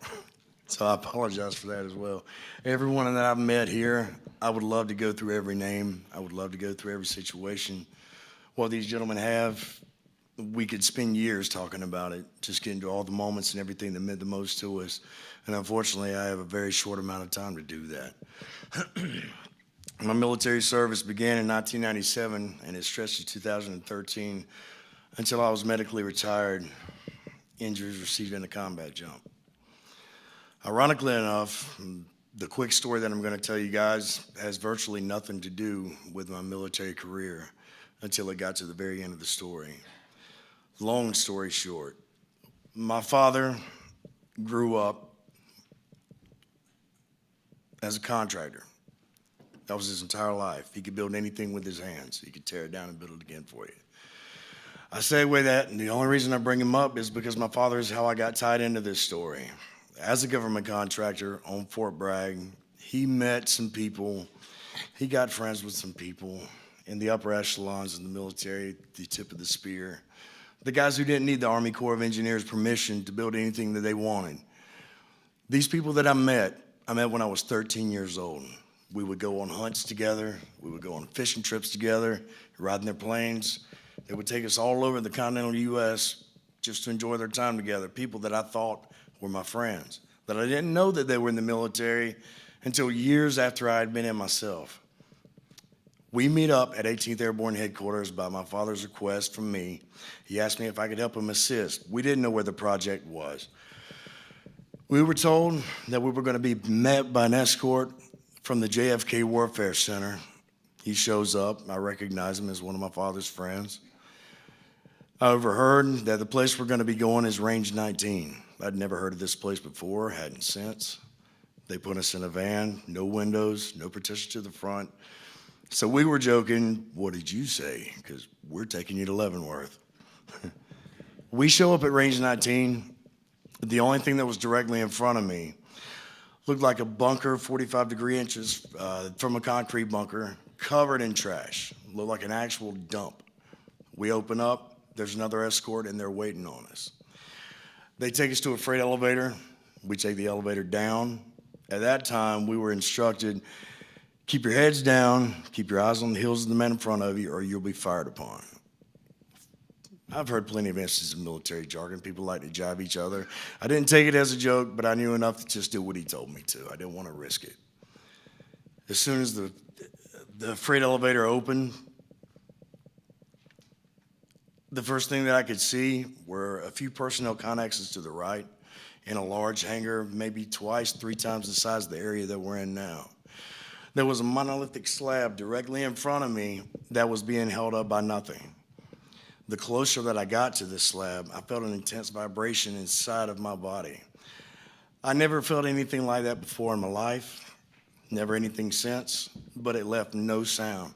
The loudest thing in that room was the silence and the footfalls of the people in front of and behind me.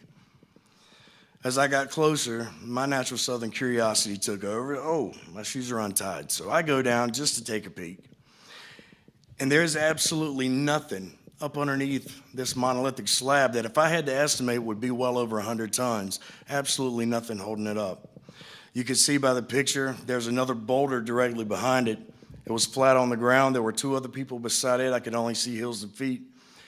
To the right, you could see what looked like a boulder. And all 3 of these that I could tell had this box on top that was black with spires that came off, and I couldn't tell where it was connected, but it obviously had something to do with the levitation. The one to the right was being spun by the personnel that you could see in the picture. At this point, from my knees, the escort needed me in the back, said, let's go. We follow on, go downstairs to our appointed place to take measurements for an underground firing facility for a live fire range. Excuse me. When it was all said and done, less than 15, 20 minutes later, we make our way back to the surface through the same hangar that we had noticed the monolithic slabs and the boulders. And there was absolutely nothing there. There was no noise for anyone taking anything out. It was 1 flight down to our appointed place, but you could still hear that there was nothing going on in the facility that we were in. We make our way out. We get back in the van, and they take us back to 18th Airborne Headquarters so we can retrieve our telephones, our IDs. Something was said to my father, and they retrieved all of the notes that were taken. Everything that he had that he recorded from whenever we were downstairs, they took it from him. I didn't think much of it. I go back upstairs, help him wrap up in the G5 war room. And it was at that time there was a gentleman sitting at the desk. Everyone was cleared out. And he had 2 pieces of paper. Said, I need you to sign this NDA. Absolutely not. You know, we didn't so much take it as a joke, but we just didn't feel like the things that we had witnessed, although I did realize it was something that I never should have seen in my life. We weren't going to sign it. Didn't think anything of it. I leave. I get a call the next day, less than 24 hours later. Hey, man, you need to come down. We're trying to go to work, and everything's locked up. Everything's gone.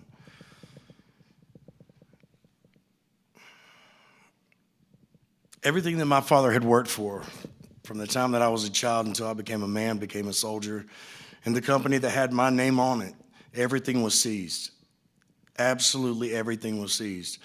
The pencils that he would use to make bid submittals to the Army Corps of Engineers was even taken because it contributed from the business. Everything was taken. I can't illustrate that point enough. My father went from being a very humble millionaire to absolutely broke, bankrupt, and destitute in 24 hours. Now, I wish I could tell you more about how much I love this man, not just because I have his name, not just because he's my father, but he was my best friend. He led me through every battle when I came home to let me know that it was okay to feel the things that I felt. This man and I, we were always together. The only thing that could separate us was the deployments and the uniform that I wore. When I got done with my fight, I found my father. When I was scared, I found my father, etc. This man that was my best friend looked me in the eye when I found him again and said, "Hey man, do you think this had something to do with Range 19? Please pardon my language." My father looks at me and says, "Don't you ever fucking bring that up to me again." That was the last time that I heard my father's voice in this life. That was the last time that we ever had any peaceful interaction, and that was as peaceful as it got. Shortly after, I continue on, and we had a JFEX. Any of my old paratroopers, they know what that is. It's a jump field training exercise, battalion wide. It's a big deal. There's only 12 men in my stick, getting ready to go out of the bird. I'm the first man looking at the horizon, waiting for the jump master to give me the signal. His hand's raised.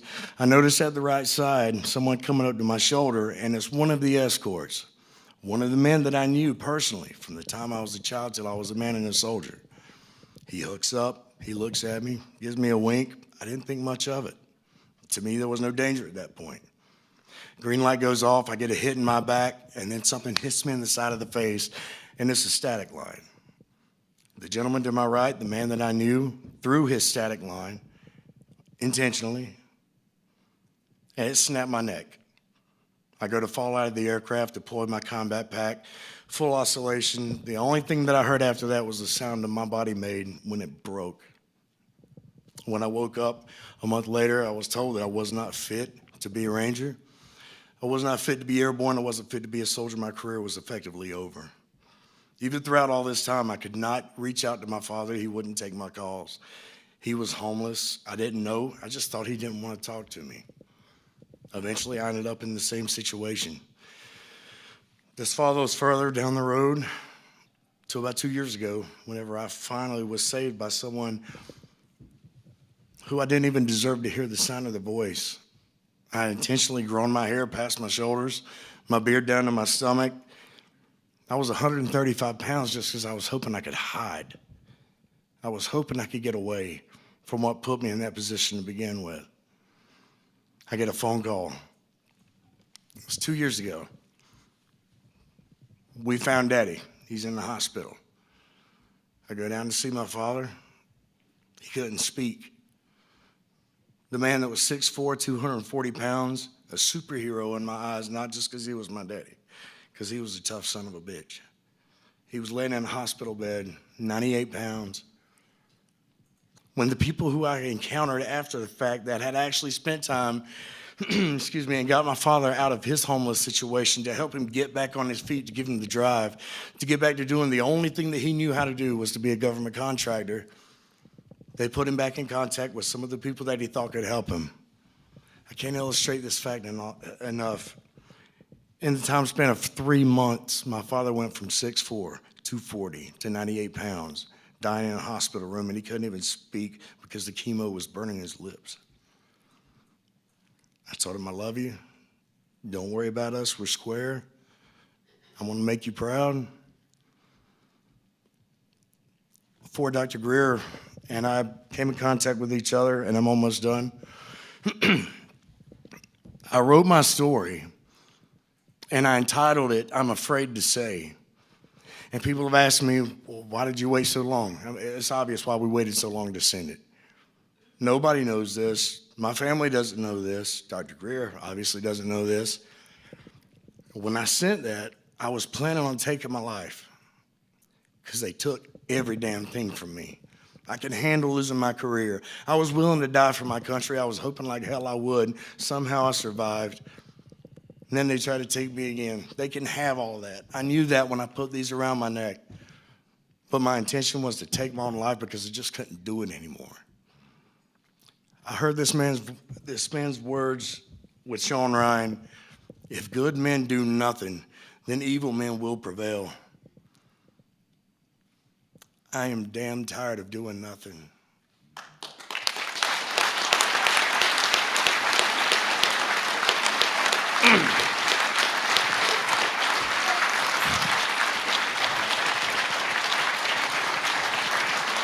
This is the absolute last thing that I'm going to say to you. I was trained to never fight. I was trained to fight, never give up, never stop, as long as you had a breath in your body. I gave my breath away. The people in this room, everyone that I've had the blessed opportunity to spend time with, I've heard you say that we're brave, that we're heroes, and it embarrasses me because I personally felt like I don't deserve to be in the room with all of you heroes, because I would not have the words and the breath to come from my body if it wasn't for the strength that you give me when you shake my hand, when you hug my neck. Thank you so much. Godspeed.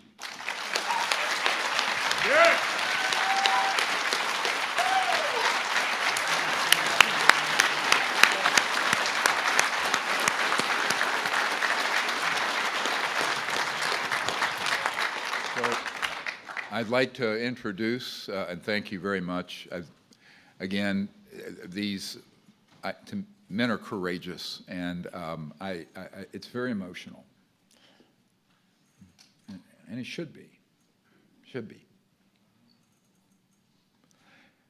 I'd like to introduce Eric Hecker. He's a Raytheon contractor based for about a year at the South Pole. He was involved in a neutrino light array. He has an enormous amount of information, but in the interest of time, we'll be brief. Thank you, Mr. Hecker.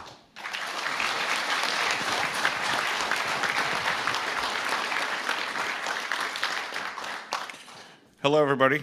Ladies, gentlemen, members of the press. I'm very happy that you're giving me this attention and this information attention because it needs to get out to the world. I will start, since we have to be brief. I have already given all pertinent information and supporting documentation to the Senate Intelligence Committee and AARO. They informed me that all of my information will be recorded for public record and shared with Congress. It is that important. In 2010, I was selected to go down to the South Pole Station in Antarctica for an entire year by Raytheon Polar Services as an employee of a third-party contractor for the National Science Foundation. I function in a dual-role capacity as a tradesman and a firefighter. My responsibilities required me to be more informed than most of my crew and offered me complete access to the facilities. What I learned from this unique experience needs to be shared with the entire world. The technology at the South Pole Station certainly can do what it is presented as its primary purposes, and unfortunately, much more. The IceCube neutrino detector is presented as a passive listening device for the purposes of the science as presented. But I'm going to skip right through the chase, folks. I have provided documentation that proves that the 5,160, what they call DOMs, that are embedded in the ice can actually transmit at 2,047 volts each. That gives us a long list of things to consider. It is effectively a multifaceted directed energy weapons platform that I will list rapidly a few things that it can do. Vehicle detection. We're learning that these off-world craft, on-world craft, ours or other nations, are also emitting neutrinos. So this makes the South Pole Station effectively an air traffic control station for this new level of equipment that nobody's discussing. In addition to the ability to detect neutrinos and the exotic vehicles, I have provided documentation that shows that this is also a system for faster than light communications. In the past, Gary McKinnon has hacked NASA, found the off-world fleet, the list of captains, and it's apparent that if we have faster than light vehicles moving throughout this system, we're going to need faster than light communications. This is that facility. Unfortunately, I have other bad news. The season that I was there, 2010 to 2011, we converted from construction to operations and maintenance in both the elevated station and the detector array. Unfortunately, when they first fired it up, that was when we had the earthquakes in Christchurch, New Zealand. There was 2 incidental shots before they were able to target it correctly. This is an earthquake generating device as well. This is the weapons of war that we have to deal with now and what Raytheon's hiding. There's an ELF system at the South Pole Station that when I arrived, I was told it was off, dismantled, and completely defunct. In my work, I will rapidly just tell you, I had to figure out the circuitry for certain other repairs, and I found that this system is in fact completely energized, up and running, and being utilized with the other systems for nefarious purposes as well. The Atmospheric Research Observatory is in what we call the clean air sector. I witnessed myself a very powerful green laser shooting out of the top of this facility into the cosmos. This, I believe, is a secondary form of long-range communications and/or a defense system. I am not saying that we need to be scared of anything that's out there, but please understand the military-industrial complex is happy to invest all of your money in alleviating their fears. A question of power comes into play for all of these facilities that are present. I assure you, I knew what was going on, I knew the load demands of the facility, and all of these new items exceed the demand for the systems that I was presented. I am doing due diligence and research. I believe there is either a secondary power supply there that is either nuclear, that was there prior to the start of the Antarctic Treaty, which prohibits such things, and or that there is some sort of exotic power supply system there that just is not in the verbiage of the treaty, so it negates the responsibility to the parties involved.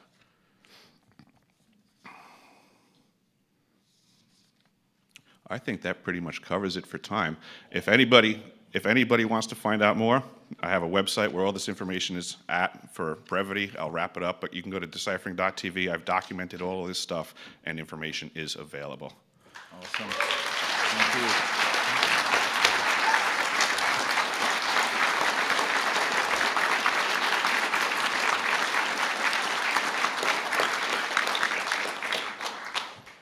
We are running a little over, and I apologize, but I think it's worth hearing as much as we can from these very courageous men. One of the things, if I had time, I would run through. We can go through very quickly. I think people in the military and in Congress and the American people need to know the difference between the man-made advanced technologies and how they look and the extraterrestrial vehicles. We're going to run through a side-by-side. You can look and see ET, one on the left, seamless. It is actually created in a material science and technology we don't have time to go into, but we understand that, versus the man-made ones that have components, parts, wires, and what have you. Next. And again. Next. And again. And then you hear on the right, that is the Norton Air Force Base 1988 air show, classified. We have a witness who was in there, and these on the right are man-made.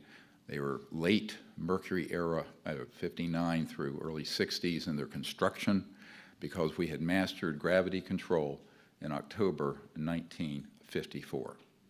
So these had been in the solar system by the time my uncle, who was Northrop Grumman, had worked on the lunar module out on Long Island to put Neil Armstrong on the moon.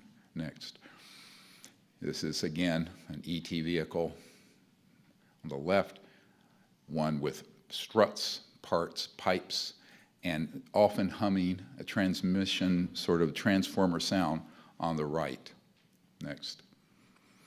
And again, one that's extraterrestrial, and a vague copycat that's man-made. Next. And again. And again. Next. Now the one on the right, this is a little bit to unpack. It takes us a couple hours. I'll go through it quickly. You can look up the Cash Landrum case. Back in 1980, outside Houston in Texas. The one on the right is actually an ET craft. It was they were unable to figure out how to get its energy system to work. They, I think rather foolishly, put a nuclear energy system on it. It malfunctioned. And as it did so, it radiated innocent people in their vehicle underneath it. It later was escorted by helos to a base west of there. The man who debriefed the 4 human pilots of this and debriefed them, we know, and we have his testimony. He's Air Force Office of Special Investigations out of Kirkland Air Force Base. So the Cash Landrum case involves civilian injuries. They tried to sue the government. The government denied they had any knowledge of it, but the constitutional government of the United States doesn't know this. This is the big problem. Next. And this, I want to just play this for a moment. We're in Washington. Here is an esteemed senator from Hawaii, and listen to what he said in the 1980s. A shadowy government with its own Air Force, its own Navy, its own fundraising mechanism, and the ability to pursue its own ideas of the national interest, free from all checks and balances, and free from the law itself. Free from all checks and balances and free from the law itself. Now, the media often wants to portray this issue, conspiracy people, and of course, at this point, if you disagree with someone anywhere, you just call them a conspiracy theorist, okay? This man knew what he was talking about. A shot. Oops. So he absolutely knew what was going on with this. He was denied access, not just on the Iran-Contra issue, but on this specific issue. And how do we know that? We have an attorney, Derek Garcia here. He is now heading up the Disclosure Project Legal Defense Fund, and we have, as of about 2 hours ago, 90 plus attorneys and legal professionals to represent Disclosure Project witnesses and to pursue racketeering, influence, corrupt organization lawsuits against various corporations and individuals that are liable. The United States Congress and President need to act, but we will act pending their action. I'd like to then welcome Derek Garcia to the podium.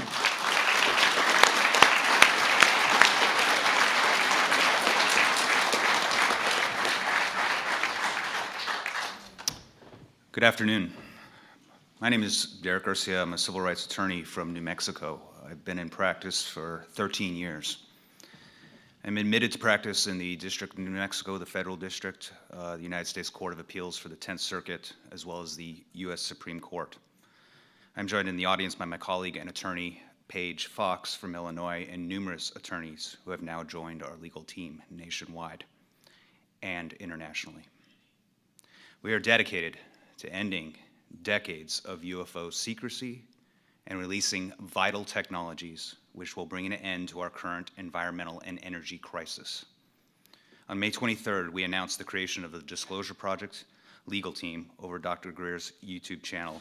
Since our initial announcement, we now have over 90 legally affiliated individuals, different practice areas and expertise, paralegals, law students, law clerks, members of law enforcement, and criminal investigators, legal professionals from over 23 states and nearly all relevant jurisdictions, and a growing list of preeminent attorneys internationally. We continue to make the call for pro bono attorneys, all volunteer at this point, and legal professionals, and add new members of the Disclosure Project legal team on an hourly basis. We have assembled a one-of-a-kind and strictly nonpartisan volunteer legal team for the purpose of moving disclosure forward once and for all. Our goals are to legitimize the essentially TAFOs and promote public awareness as to the numerous related constitutional and legal implications on this issue. We wish to support the constitutional government in regaining full operational control over these secret, illegal, black budget, beyond black budget projects. And we will gain control over this issue for the first time since President Eisenhower. We will seek truth about propulsion and advanced energy technologies capable of solving world hunger, poverty, and the energy crisis. We will seek justice for those who have been harmed by non-disclosure and technology seizure through filing civil RICO actions, Bivens claims, and numerous and multiple legal theories aimed at getting to the ultimate truth on this issue. The competent, under oath testimony already developed by the Disclosure Project team, Dr. Greer, and these courageous witnesses, and represented in the Disclosure Project intelligence archives developed over 30 years of Dr. Greer's work, may also be used in criminal prosecutions by United States attorneys or criminal prosecutors across the globe. to seek indictments on the numerous RICO crimes which have been committed on this issue, with the aim of keeping the issue buried. Just a small sample, and I know we're short for time, of the crimes that are directly related to this issue. Disclosure Project witnesses have and gathered intelligence has established the following major crimes: treason against the United States of America, murder, mass murder, torture, kidnapping and abduction, embezzlement of government funds, embezzlement of private funds, bank fraud, money laundering, illegal surveillance, insubordination and insurrection against the United States, false imprisonment, witness and whistleblower intimidation, theft of intellectual property, trespassing, burglary, framing of innocent people, government corruption, blackmail, bribery, and illegal use of the government and military property, and many, many more crimes. We hoped to support the civilian government, criminal prosecutors. Any evidence that we develop and continue to develop can be used for that purpose. My personal experience in coming to this issue was as a young intern for Senators Bingaman and Domenici in the summer of 2001 on Capitol Hill in Washington, D.C. The Disclosure Project press conference had just taken place on May 9th of 2001. During my internship, I distributed numerous copies of the Disclosure Project executive summary and briefing document and other written materials to various members of Congress and their staff, including direct submissions to leading members of the Senate in the underground subway system. Waiting in the hallway of the Hart Senate office building, I encountered a hero of our country, Senator Daniel Inouye, walking back from his office. I gave the senator a copy of the Disclosure Project executive summary and asked him if he had heard about the Disclosure Project and what he thought of UFOs, extraterrestrial intelligence, and the possibility of these intelligences actually visiting Earth. Senator Inouye responded by hand signaling me to follow him back to his private office. He shut the door of his private office. Senator Inouye said he dealt with the UFO issue extensively while he was chairman of the Senate Intelligence Committee in 1976. Senator Inouye confirmed that he had seen the May 9th, 2001 Disclosure Project press conference here at the National Press Club, and that the testimony provided by those courageous witnesses at the time was substantially accurate and correct, based on his direct experience and briefings on this subject. Senator Inouye confirmed that many UFOs and projects related to such represented genuine extraterrestrial vehicles, and that this issue, as portrayed by Dr. Stephen Greer and the 2001 Disclosure Project witnesses, was real, genuine, and absolutely not a hoax. I asked Senator Inouye if it was true that a secret, unacknowledged entity or control group operating illegally inside the United States government, internationally, and/or within the private sector among defense contractors and corporations had direct operational control of the UFO ETV issue. Senator Inouye confirmed his statement that there exists a shadowy government with its own Air Force, its own Navy, its own fundraising mechanism, and the ability to pursue its own ideas of the national interest, free from all checks and balances and free from the law itself, as stated during the Iran-Contra hearings in 1987. I asked whether he was exaggerating when he made this statement. I asked if perhaps he was speaking of another government. I asked many questions that day, but he looked to me and he told me directly that he was not exaggerating, that the illegal shadow government did exist at the time he made his statement in 1987 and continued to exist in 2001 during our conversation, and that the entity had thus far escaped complete scrutiny, control, and oversight by the legally authorized and constitutional government of the United States. Further corroborating documents and details to my personal testimony on this issue is available in a signed affidavit that I have executed concerning what Senator Inouye told me directly. For members in the media, I can definitely get you an electronic copy. We encourage you to join our legal team by visiting our YouTube channel or the disclosure.legal@gmail.com. And we thank you and all those in our nation and worldwide who have volunteered their legal talents so far as we continue to develop a strategy and approach that will stand the test of time. Show up, suit up, stand up for the future of your country and for your world. Thank you. Thank you.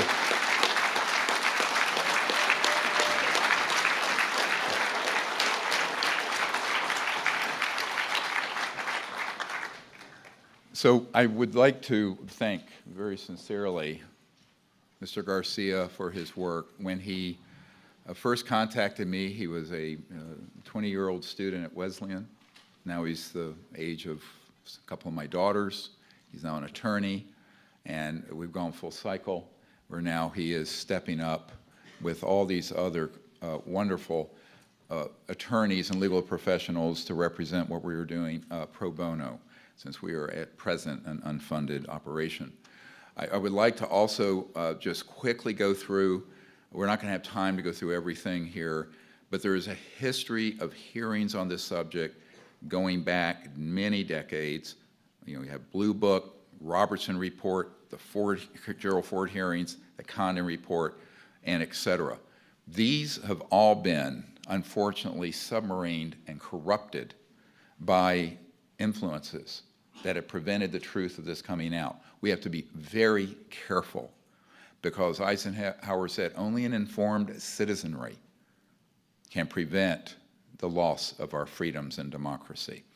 I would like to acknowledge how important, let's go through these signatures, the 16 members next of the Senate who have written for the Pentagon to pick up its pace and further fund the investigations. But they have to have watchdog external folks looking at that. That's what the Disclosure Project has to do. The also chairs and co-chair of the Senate Intelligence Committee have written to Arrow with concerns about the feedback. There are people I know who have been through the Arrow office and the SCIF, and they have contacted me explicitly saying that some of their information is not getting back to the members properly. This cannot happen. The Congress has passed a law. The Pentagon and this office must comply, and the people of the United States must insist that they comply with the law that has been passed. Next. We won't have time to go into this in depth. I just want to mention, I want to be extremely careful what I'm about to say, because it will be misconstrued by various folks out there. There are civilizations extremely advanced that are concerned with what we're doing. This station at the South Pole is a much later version of a man that I worked with for a number of years in the 90s who invented the neutrino light detector system on the satellites up in space. He knew then that these were being used, and this was in the 70s, to track, target, and destroy extraterrestrial assets in space and also around the Earth. Now, these civilizations, given their extremely advanced state, had they wished to punch back, they would have. However, they are inordinately peaceful, they are organized in a group, and we need to come forward as a people instead of looking at everything as a military threat and see that there's an opportunity here, and there has to be diplomacy and science and disclosure of the truth in order to avoid a catastrophe. My understanding is the technologies that are in these covert programs have become so advanced that at some point they could be a threat to these other worlds. As such, it puts our entire planet at risk because of the unchecked power and technology of the illegal secret government projects. This is a much graver national security threat than China, Russia, Iran, or anything the news media is currently covering. Next. I want to give you a call to action. All of you listening, the citizens of the world, not just the United States. If you know someone who is a government contractor, a government employee, military, what have you, who has information on this, please have them contact us at this email address. Please write your members of Congress. We live in a democracy still. You should write to your 2 senators and your representative and the President of the United States, expressing your concern and calling for open hearings. We need to network with our friends and families and get them to support this effort. You need, if you can, to contribute to our effort. I'm retired as a doctor, so, you know, I can't fund everything at this point like I had. If you can assist with the Energy Research Lab that we are proposing in the Lost Century, you'll see that, then please contact us. We have a $50 million funding need to stand up a open source energy lab. What does that mean? We would develop these zero-point energy technologies, and they would be released free of charge, open source, to the entire world, so we can quickly solve the environmental and poverty problems we are facing.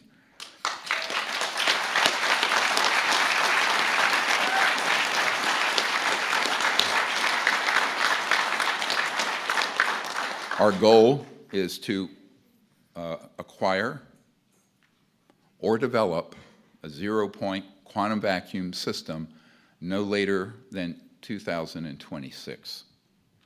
That's very fast.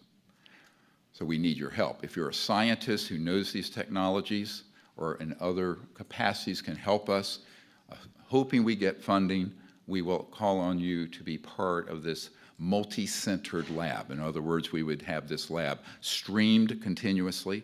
All breakthroughs would be blockchain distributed in real time, and there would be other affiliated labs around the world working on this, so it could not be invaded and shut down in one place. Next. And in wrapping up, I'd like to share something that I learned from Colonel Philip Corso prior to his death, when I was involved, and he came forward, as you all know, wrote the day after Roswell. He had been involved in some of the technology transfer, and he had an experience out at the White Sands missile range back in the 50s. Pretty sure it was 1956, but I don't want to be, don't quote me on that. And he was a colonel. He was involved in these projects. There was an ET craft that came in daytime and came down over the range. He went out there with a couple of his guys.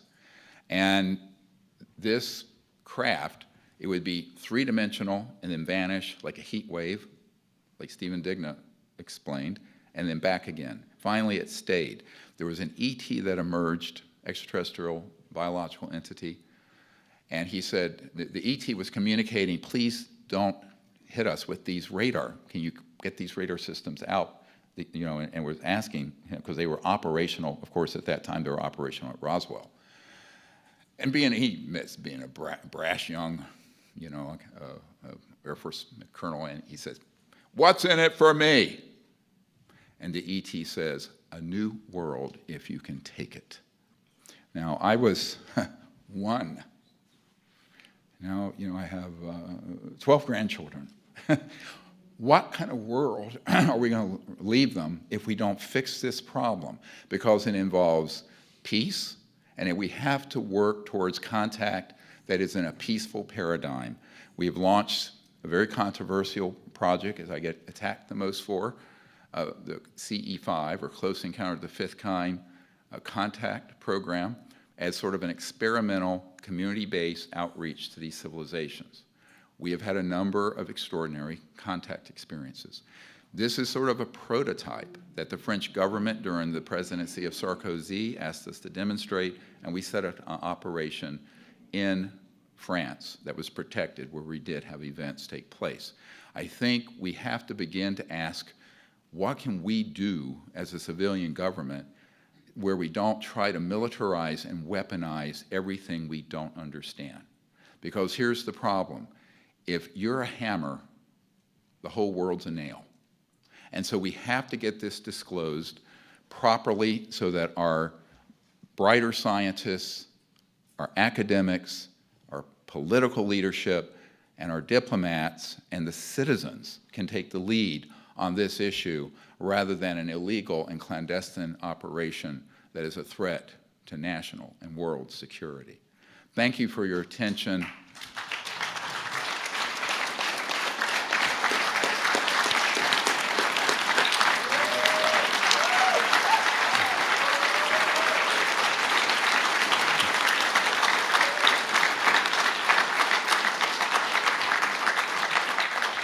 Now, I am told we have to be out of here at 5. We've gone over about an hour, and I apologize for that. But if there are any members of the press here that have a question, you can ask them, and we'll be happy to answer them briefly.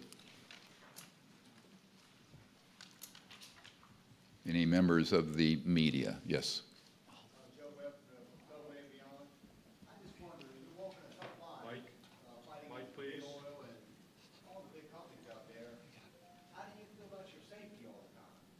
He's asking about our safety. Look, if I was worried about my safety, I would have never walked on down this path.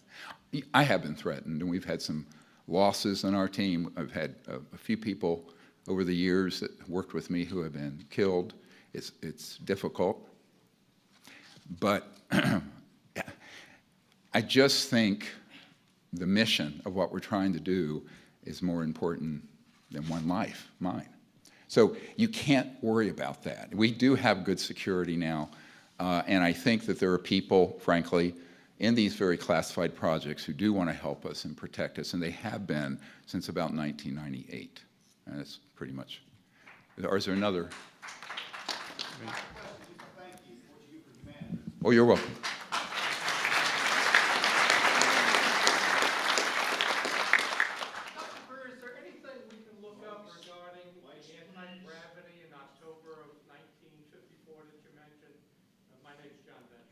Yes, he's asking about my comment about gravity control being accomplished in October 1954.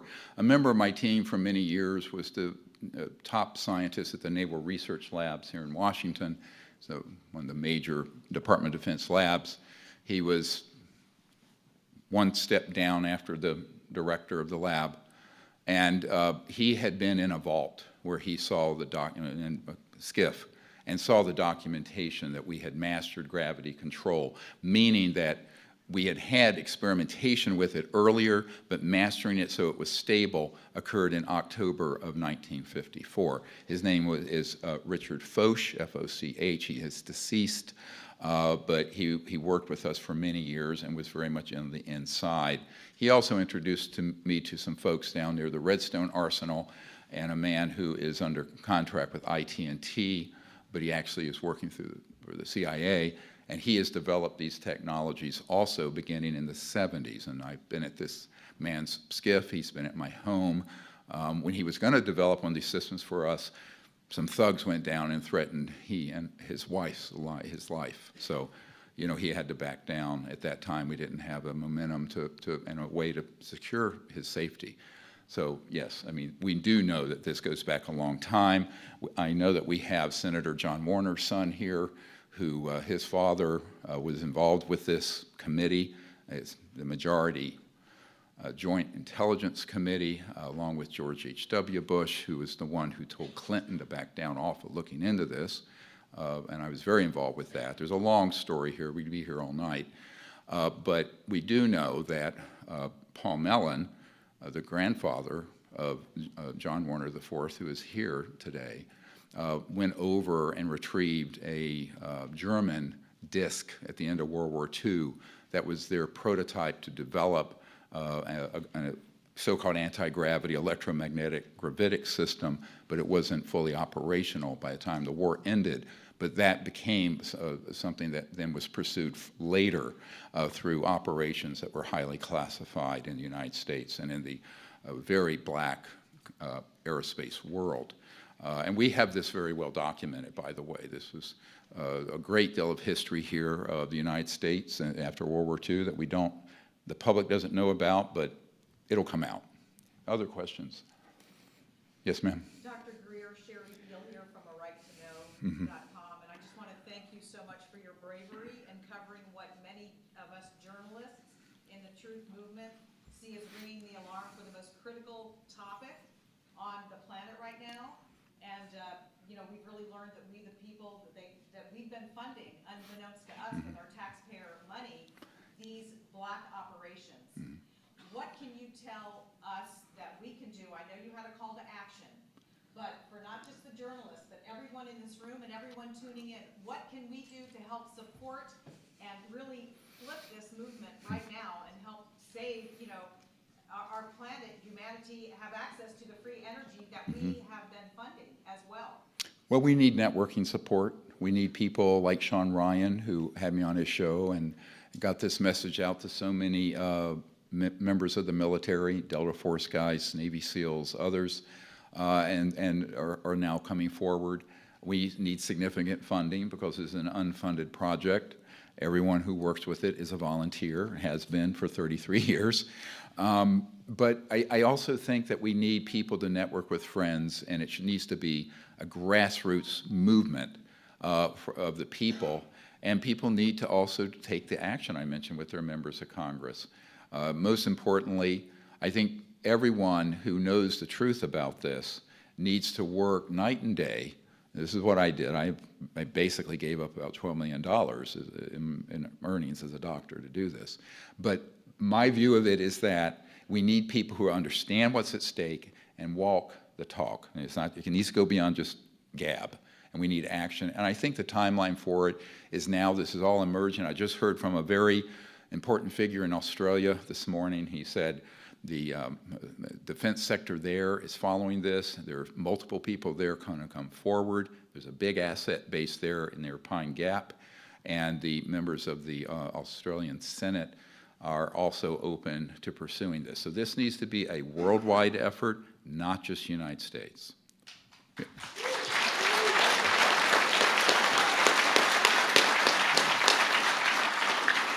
Yes, ma'am. Paula Sterry here, Third Phase of Moon. I'm just curious to know if the witness list that you rolled earlier with their accounts, if that's actually available anywhere for us to look at? Yes, all of this is available, assuming we can get it to you. That can be emailed to you, the redacted one. Obviously, the unredacted one is very sensitive. I am not going to disclose the names of the hundreds of men and women who want to not be disclosed publicly. Now, it's very courageous of these guys to do it. I know what it's like to be put in the crosshairs of this subject and ridiculed and defamed for 30 years. So these are very courageous people, but that list you can actually receive as well as the entire facilities list. Now, the facilities list just gives you a location, doesn't tell you quite everything that's there. It gives you a little bit of a little blurb. But it's what we can provide at this point. Again, remember, any requests like this are being fulfilled by volunteers who have day jobs and lives. So be patient with your requests, and please communicate that to our staff or our email address that I provided. Yes, other? Yeah, over here. Yes. Who are these C-suite or henchmen for this ISG, just so we can be aware of who we're dealing with? The illegal secret government. Well, look, I know a number. I've actually met with a few of them over the years. He's deceased now, General Stubblebine, offered me $2 billion not to do what I'm doing in 1992. There were witnesses to this. The level of corruption is almost unbelievable. We do have a man who's this former chairman of a major Fortune 100 company who wants to come forward, but he and his family have been threatened in the last month. So I've had these conversations, and this man, by the way, confirms that corporation has free energy. He regrets what he's done. He is retired, and he would love to see this come forward for his children and grandchildren. He's a decade or more older than me. So at this point, the ones who are not wanting to be named, I don't name. However, if there's a proper investigation out of the White House and the Senate, we will name them, and if they need to be subpoenaed, they will be subpoenaed. But I mean, this is a process where I don't want to burn bridges to people who are actually sympathetic to what we're doing, but we have not provided enough protection. including immunity from seizure of their assets. This gentleman has several $100 million. He doesn't want to have that confiscated. He doesn't want his family threatened. And so it's a complicated issue. It's not like just blurting out a bunch of names. Other folks who have been named on this group are Admiral Bobby Ray Inman, who is still living, and other folks. So I think he was Director of National Security Agency, Deputy Director of CIA, and moved over to Science Applications International Corporation. We know which corporations are involved. We know where many of their plants are and bases are. And I think those have to be put under the control of the President and the Congress immediately. And I think that's more important than, you know, the personalities involved. But ultimately, it does come down to people. All of it comes down to people. And I think we need to have a number of those folks who are now out of their positions, out of the C-suite, step forward. But we need, so I keep emphasizing this, clear protections for them, because this is no laughing matter. I mean, when you've heard what happens, and many of these were people who incidentally came across this and it destroyed their lives. Imagine if you were read in for 20 years.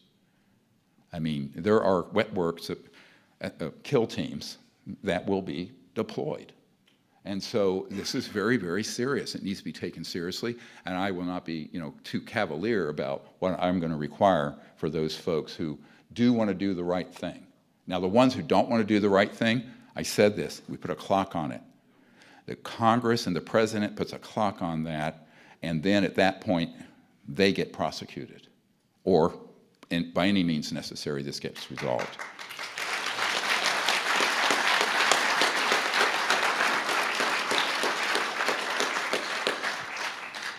Yes. Dr. Greer, can you give any, I'm over here.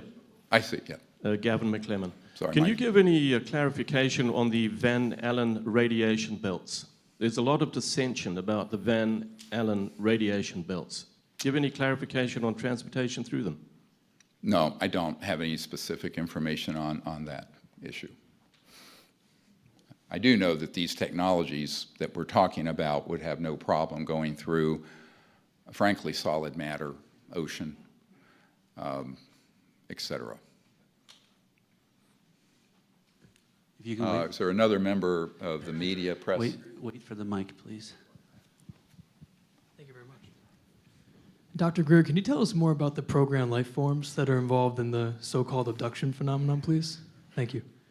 Yes, well, those, you know, have been around for a very long time. As you know from our Air Force Office of Special Investigations witness who appeared in Unacknowledged, that document in 2017, in the early days, and I actually have met with people on the tactical teams from the good old days where they would have people who were short, looked whatever, and there was stagecraft like a Disney set, and they would be on these electrogravitic devices using various chemicals and what have you to abduct people. The purpose for that is to present a false threat from space. This is what Werner von Braun, who invented the rocket for Germany in World War II, told Carol Rosin on his deathbed and begged her to try to prevent the weaponization of space, and et cetera. He knew this was going on in 1974 when he made that warning, and you can see her testimony in the Disclosure Project website on YouTube. However, it evolved from that point to where they have very sophisticated robotic objects and beings that look exactly like a gray or this or that, and I've met with multiple people who have constructed them, operated them, or been victims of them who are military. Mr. Digna was actually abducted and taken into this craft through technologies that sounds like science fiction. But remember what Ben Rich told my friend James Goodall, who is here, is an aerospace historian, right before he died, and he said, anything you can imagine that they've done on Star Trek is out in the desert. He's not talking about Area 51. He's talking about the Lockheed assets. And we've already done it. We have it. It exists. And we've either used it or decided not to use it. He also wrote the reply to one of his friends that Mr. Schratt obtained, where the man said, do you think UFOs exist, and are they extraterrestrial or ours? He said they are both. And that is from the director and the head Lockheed Skunk Works, Ben Rich, legendary. So I always tell people, we have all this in the archive. Please don't just take my word for it. Never had a clearance, never been the government. I'm an emergency doctor doing this to help the future of our planet. But we have all the information that proves every bit of this. And under oath, these courageous men and hundreds of others will tell the truth. Yes? Because of the shadow government and other forces, just how threatened is U.S. sovereignty? I couldn't understand the question. U.S. sovereignty, is it threatened because of the shadow government and other forces? I will tell you that effectively, the constitutional government of the United States, at least in this area, has been nullified since about the late 1950s. And we have tracked this. It's a huge problem. Senator Inouye knew it. Now, in other regards, it's business as usual. But remember, this organization is transnational. It operates globally with alacrity, as I mentioned. And so this is not just a U.S. problem. It's a global problem. But the center of gravity of it is here in the United States. Other questions before we need to move? Cassandra Joan Butler from Pathfinder News. Dr. Greer, thank you. This has been mind-blowing, but are there international groups such as yourself, similar to Disclosure Project across the globe? Are there networking with other like minds? Well, yes, we have people involved with what we're doing in various other countries, including Russia in their space program and other places. We recently obtained the testimony of a Russian general that back in the Soviet era, where an extraterrestrial vehicle and beings put some of the people at an intercontinental ballistic missile site kind of in stasis so they could go in and fixed an overheating missile that wasn't being detected that could have blown up and it could have triggered World War III. Now, I will tell you, there are a number of incidences that involve nuclear sites, weapon storage areas, et cetera, where there have been, and power plants, where there have been ET craft, because there's energy being given off from those systems that are beyond the electromagnetic pulse spectrum that Dr. Zohari, who was here this weekend, who's a physicist, described in the scalar range. So I think that the interstellar civilizations, these extraterrestrial civilizations, have a profound concern because those could be a threat to them, those energy forms, but they know it's a threat existential to the Earth. I actually honestly believe these civilizations regard the Earth as precious, that humanity is filled with promise, and I think they have been trying to warn us and keep us from going down the path of either geophysical disaster or war that would be using these sort of weapons. The most dangerous weapons are unacknowledged. They're not the nuclear ones. They're the ones that Mr. Hecker's talking about and others, and we have a great deal of information on that. I have folks who worked for the NSA and also Raytheon who have used some of those in horrific ways to trigger deliberately earthquakes and other problems. So this is something that is very serious, and it has to be gotten under control. When I say that these projects need to get under supervision and control by some sane folks who aren't sociopaths, it has to happen fairly quickly at this point. Yes.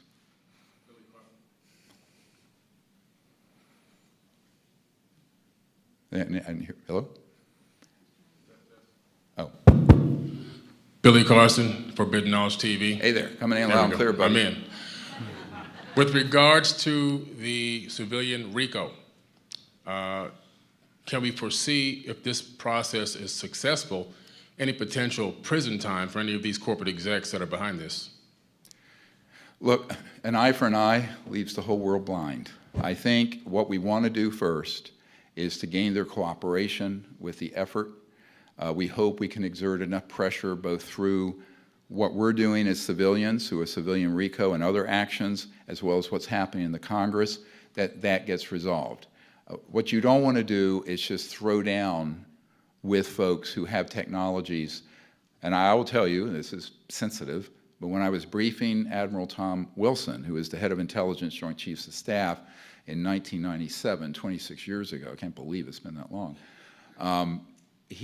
at the end I asked, we need your help to get these projects under proper control. And he says, well, does the Secretary of Defense, I can't do it without his, and he's not giving me that order. He says, what about the President? I said, no, the President has been waived off. This is Bill Clinton, and I know exactly how that happened. Because I was very involved with Lawrence Rockefeller and all the Clinton issue.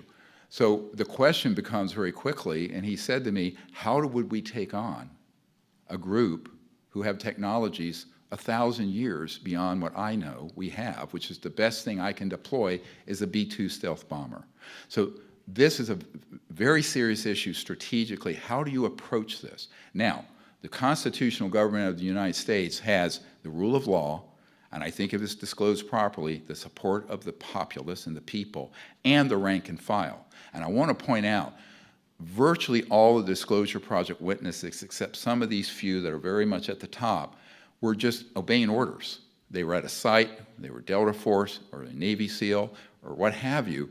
They didn't know that the management of it had escaped constitutional control. And I didn't know that until 1993. And that was, of course, my coming of age when I realized, my God, the president and the director of the CIA are being denied access, and then multiple senators and congressmen that I met with privately. So I think that what we want to do is resolve this in a peaceful, legal fashion, and we do not want to just go straight to, DEFCON 1, right? We don't want to go to that. So I think we need to do that in the next 6 months, however. The information I have, I don't want to go further than that, is that a clock has been placed on this. It must be resolved within this year, early next year, and then things are going to deteriorate significantly.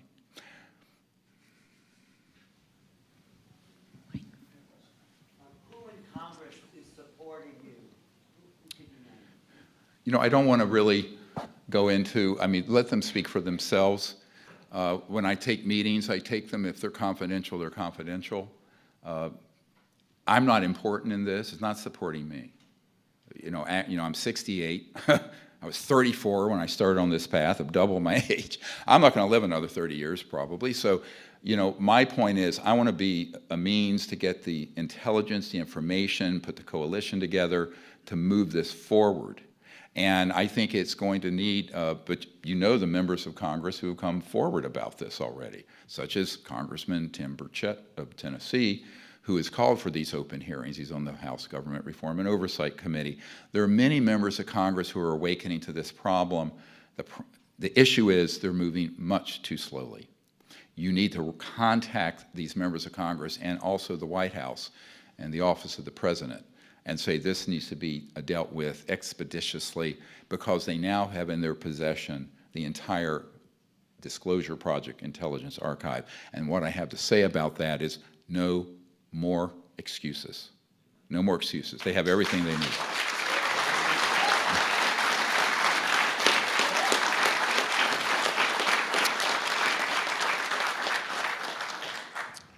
Dr. Greer, as a special operations, back over here, your left.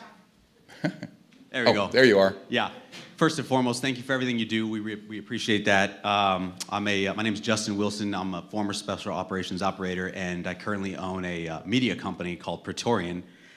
Two-part question. The first one being, is there no hostility from another species because there's a higher governing species, or is it just the fact that there is no hostility whatsoever? How can we be sure of that? First question. Everybody who I know who has dealt directly with those beings have told me our own experience, and that is they are completely non-hostile. They have been portrayed as such because how do you unite the world around a military response? You create a false alien threat. This is what Wernher von Braun warned about, and we are very much at that point, unfortunately. So I think that calmer minds need to prevail, but there is no evidence they are hostile. Now let me make one other point. As I said one time to a general, I won't say who it is, because if they were hostile, and given the galactically foolish things we have done, targeting them, striking them, now these systems that are faster than the speed of light, moving out into space, The technologies they have, in a fraction of a second, could shut down all those systems and everything else. They have not. Why have they not done that? Because they are essentially very peaceful, highly organized, socially evolved, psychologically and emotionally evolved civilizations. One other point, common sense. If you possess those sort of weapons and you're still of the consciousness of violence, you're going to blow yourself up or some nearby planet with you. Because we're not talking about, let's forget science fiction. You're not talking about boom, boom with a laser beam, right, or a kinetic missile, or even a thermonuclear missile. You're talking being able to affect the fabric of space-time. And then if those technologies are weaponized, it's over in a fraction of a second.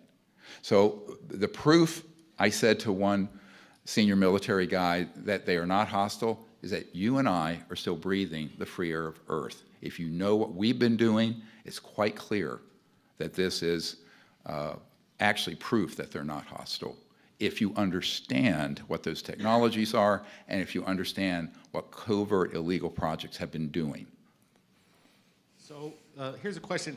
If there's not any, intervention by the aliens or the people, there is this power and there's people in control. If we don't fix this ourselves, is there going to be any kind of intervention from up there if we continue to destroy the Earth as we are? Well, that's what I spoke to a moment ago. I think that there are two clocks ticking. One is operations within the constitutional government of the United States that are not going to put up with this any further, more than another 6 to 9 months. The other is the fact that these extraterrestrial civilizations cannot afford for this progression of technology being deployed against them. These have been, much of it's been reverse engineered from the ET vehicles, right? And so at a certain point, where do they have to do something to protect other places? Because there's a universal principle of self-defense. So far, we've just been cruising along, getting away with this foolish and childish behavior. But I can't give you a timeline on that, but I think that, I honestly, from what I've heard from very senior intelligence sources inside the so-called illegal operations, is that it's thought that it would not be able to go on beyond 2026. So maybe within 3 years. Yes? What do you anticipate will be the response from governments and military people when they learn they can fly? Well, I think that at first there's denial, shock. It's like the stages of death, frankly.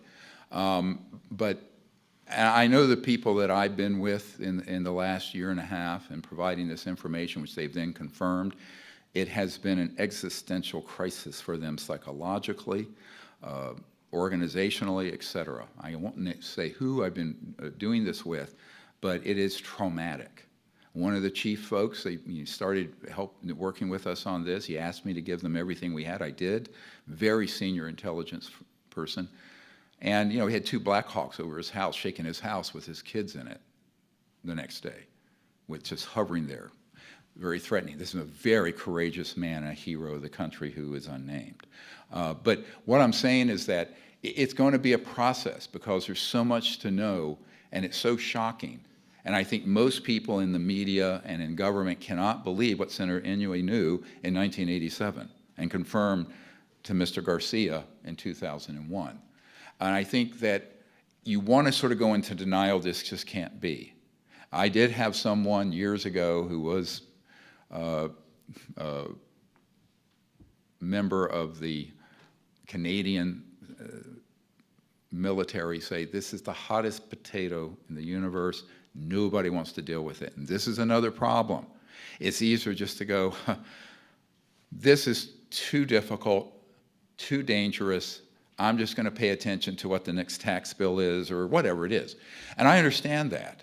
I mean, honestly, I sometimes wish I'd never found out what I did about this issue. I got kind of dragged into getting involved at this level, and I never thought I would have to. In my naivete as a young doctor, I thought, well, you tell the right people this, you provide the evidence, and they fix it. But, and they should have. They should have. But I think at this point, it just becomes very difficult for them. And this is why what we're trying to do, if we can get some help from guys here and listening, is that we need someone who's a very good data scientist and data file person to take this entire archive, finish it. Only part of it's been scanned in. We have enormous amount yet to do.